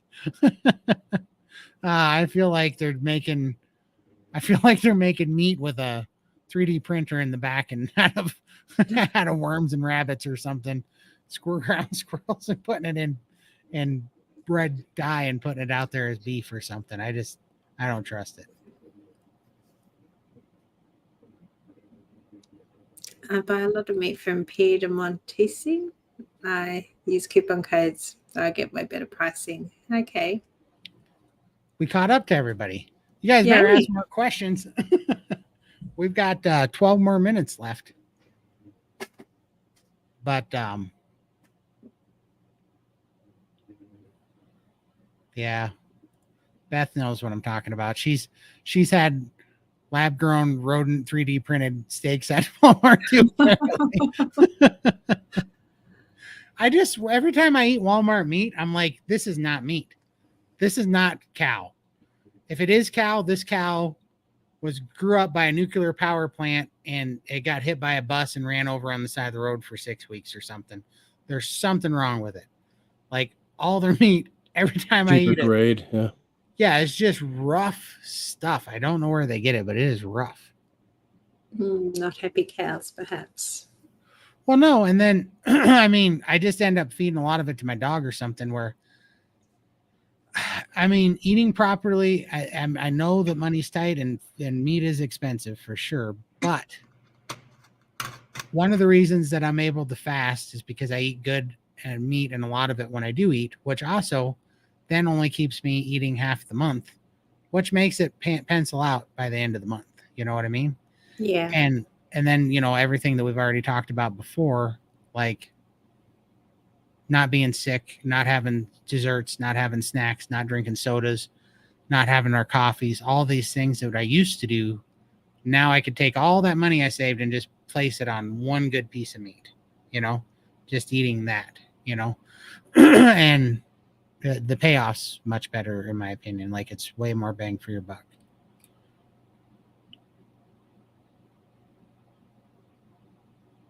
Let's see here.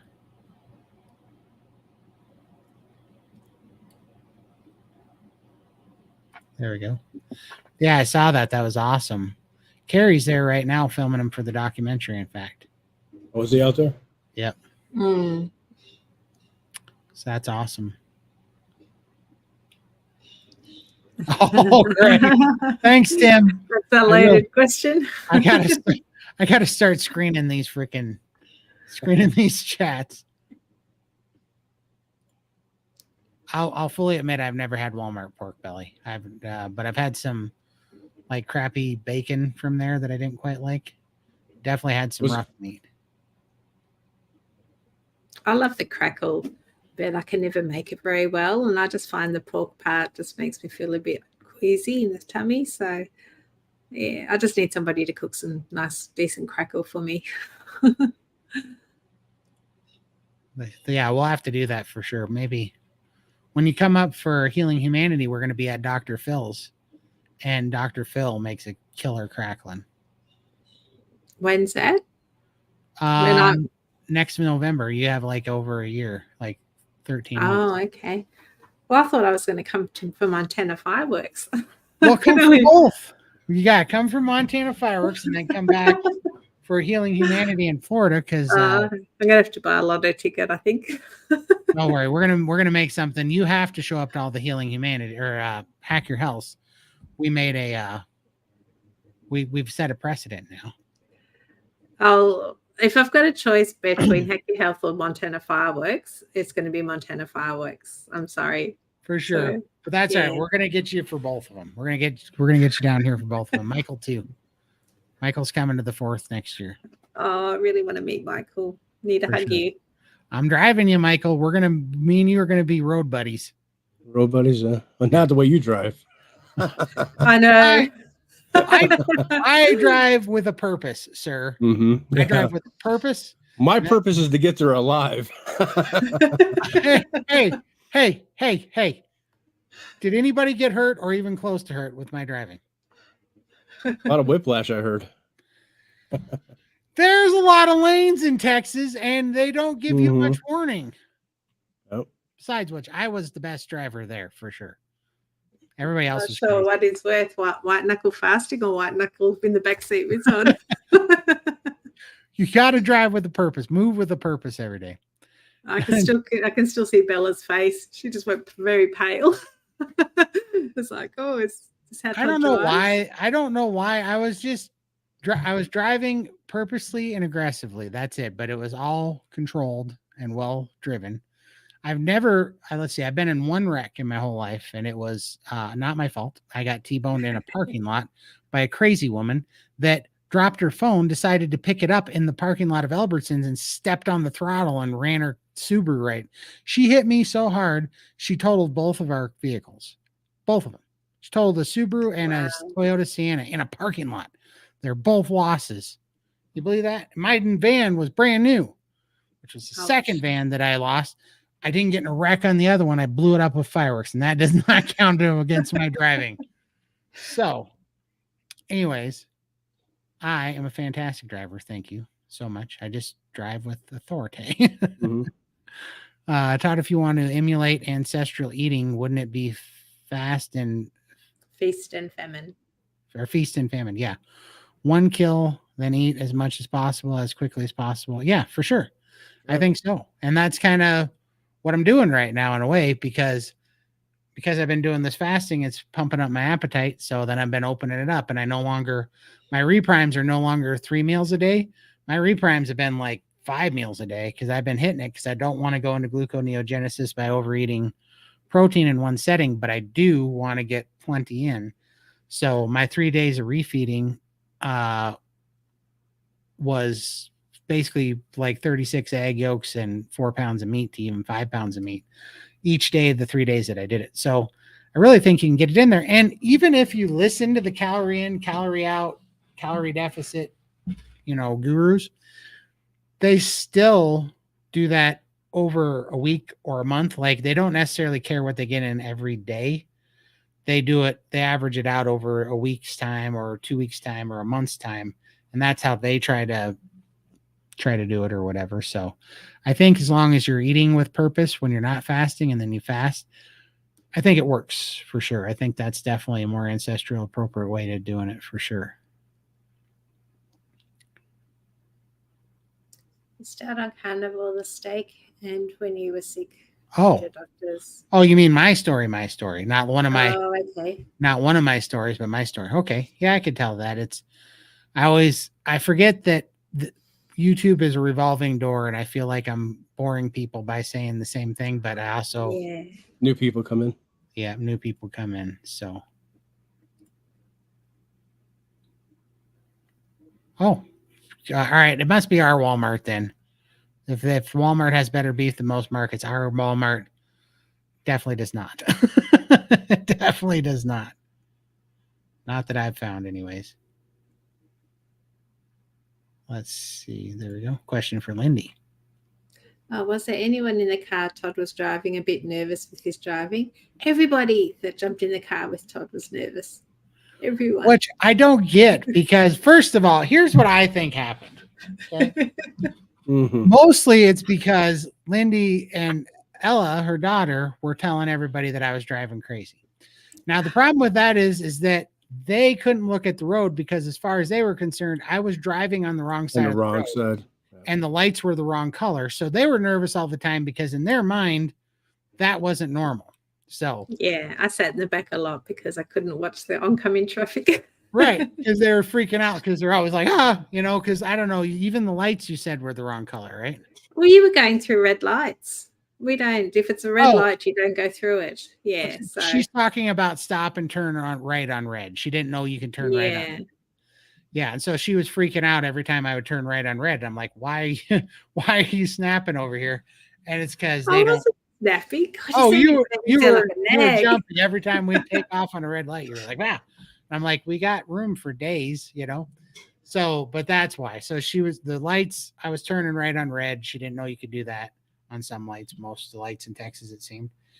And yeah, she just thought we were on the wrong side of the road. So, it was just always weird for her that I was driving on that side of the road. So she was a bit jumpy.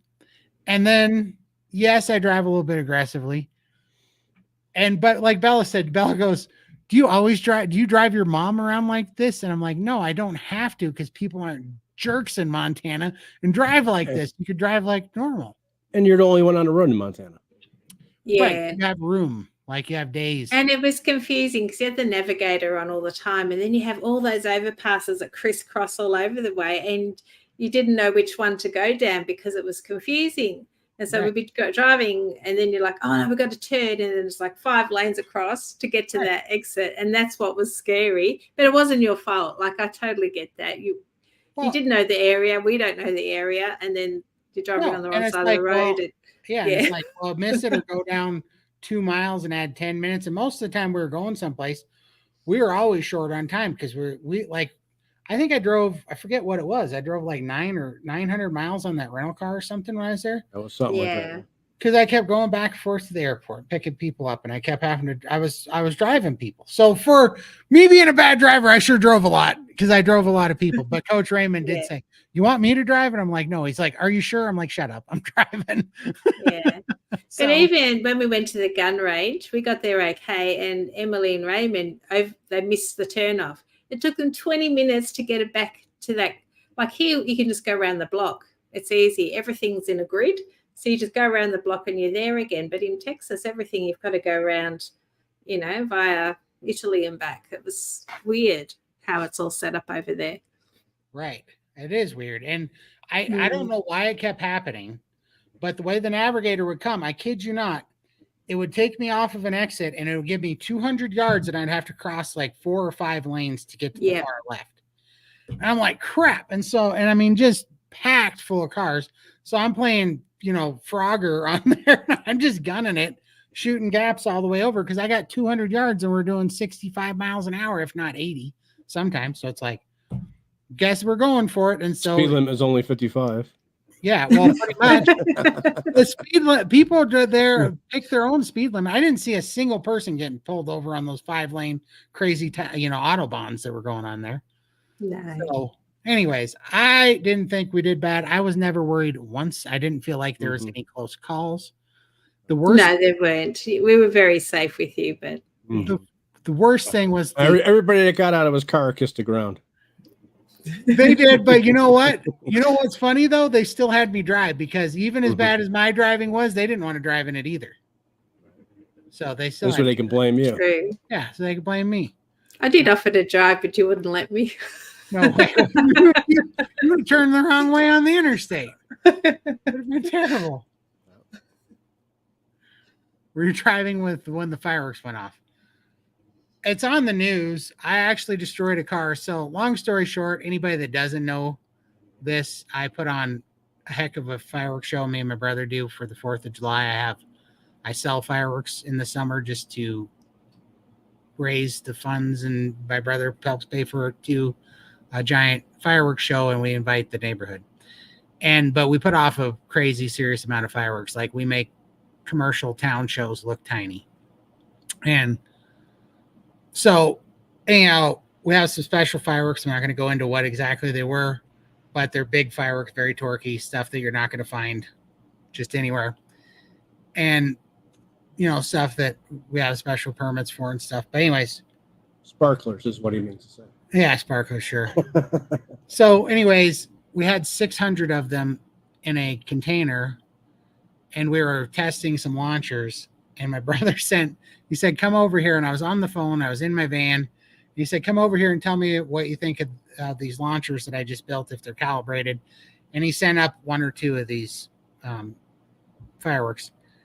And anyhow, long story short, an ember came floating out of the sky, and it landed in the container with 600 of them and lit all the fuses at once.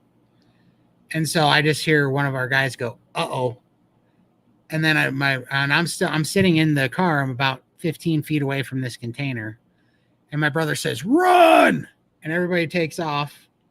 And then just like, I don't know, not even, probably a minute or a second and a half later, if that, everything just went off.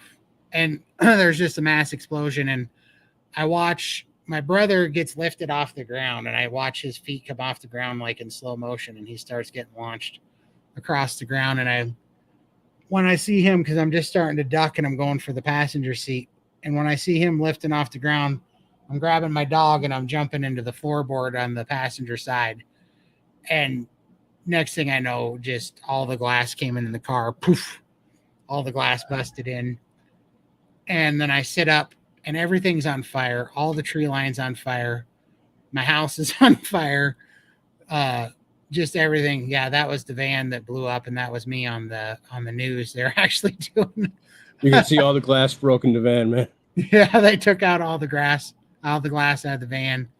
Just completely blew it up, and you can't see it, but all the white on the side of the van is just hail marked, and the windshield's all cracked, and the dash is burned up, and the headliner's burned up, and the seats are all burnt up. Like, it just was an absolute show. And that black hat that I was wearing there, so that all goes off. All hell breaks loose. And then I start getting out of there, and I drive my van out of there because everything's on fire, and I got to get out of the fire and the smoke and everything. And I get out, but I cannot get away from the smoke. My van is just billowing full of smoke, and I cannot seem to get out of this smoke.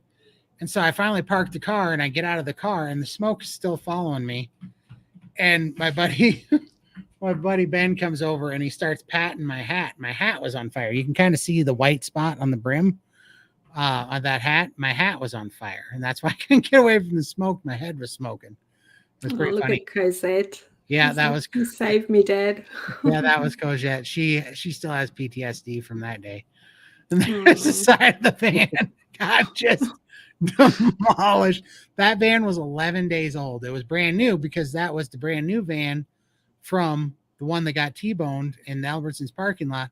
I got a brand new replacement, and then bam, 11 days old. That one's thrashed. And so I had to take it back, but it was pretty crazy. But so anyhow, that's what happened. That's what happened to that van. Was we blew it up, and it was crazy because I had to go get more fireworks that we just prematurely ignited. We got everything put out. I had to go drive about 2 hours away and 2 hours back to get more fireworks before that night's show. And when I was driving to get them, I realized that I was a little bit concussed or something because I was in a totally different truck, and I was looking up at the headliner going, this doesn't look too bad for being blown up. And I wasn't even in the same car anymore. I was in a totally different vehicle, but my brain was a little bit shocked. And I thought I got out of it scot-free, but when I got home, I was taking a shower and a piece of skin about that big slid off my back and rolled into the shower drain, because apparently I got a flash burn on my back that I didn't see that it burnt through my shirt. So I had a hole in the back of my shirt on this shoulder. Wow. And your brother too, no? Yeah, my brother. So that container that it was in had like a 3/8 or a 1/2 inch metal dowel rod for a hinge, because it was a big job box that we had them in. And when it blew up, that dowel rod seemed to have hit my brother's calf and punctured all the way into his calf, like that far. It looked like he got shot by a bullet. And so he wrapped it up and didn't tell any of us, but then he had to go into the hospital after we did the show that night at like 2:00 in the morning or something. And they thought he was trying to conceal a gunshot wound. They were trying to do an investigation because they thought he was concealing a gunshot wound because he didn't go in for hours, and he said that it was an explosion. But then they were like, "Oh, we were expecting all you guys because we heard that your fireworks stand exploded." It was pretty funny though. We have one little mishap, and the whole news station comes out and pretends like we're a danger to humanity. Walmart may be the ones that ship to China for processing them back here. Oh, I gotcha.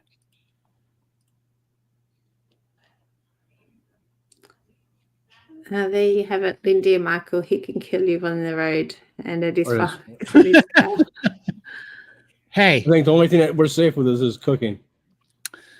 that's not true. I haven't killed anybody with fireworks. We just had a few close calls. Oh, man. Sounds like Todd's driving. All right. We'll try to bring some of them up. Tell the boober story. I will tell the boober story. That one is a classic. I will definitely tell the boober story.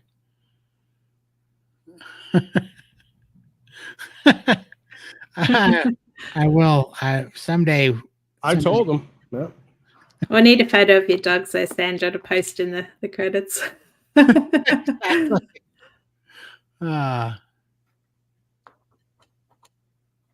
Let's see. Are we missing anything? Did we get everybody? I think we're caught up. Oh, yes. See, Beth knows the driving's crazy there. Yes, exactly. Exactly. You got to drive like, you have to drive with a purpose. Thank you. Made it out alive. Cosette has a little PTSD. She didn't have a problem with fireworks up until that point. She does not care for fireworks anymore. So funny enough, the first car, my insurance didn't have to pay for because the person that hit it did. So that didn't happen. But true and hilarious story. Like I said, small town, big show. We invite everybody that wants to come. It's open to anybody. So my insurance adjuster just so happened that his brother lived a half a block from us.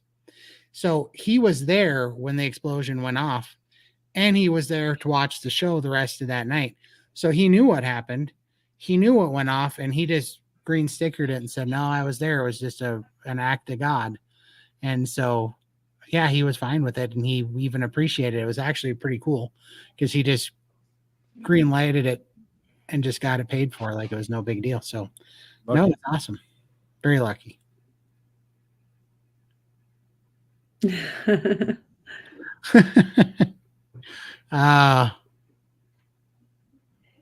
was funny. All right, I think we made it through. We appreciate you guys. We made it another 3 hours, and I'll be back tomorrow to say Some hi. of us a little less. That was our bad. Thanks for covering for me last week. That's awesome, Michael. Thank you. For sure.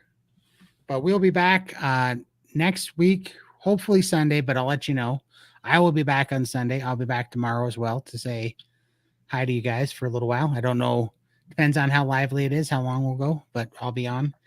And hopefully maybe Michael can make it. And yeah, we'll hold down the fort and say hi to you guys. We love y'all. We appreciate y'all coming, and we will see you next time. Great. See ya. Take care, guys. Bye bye.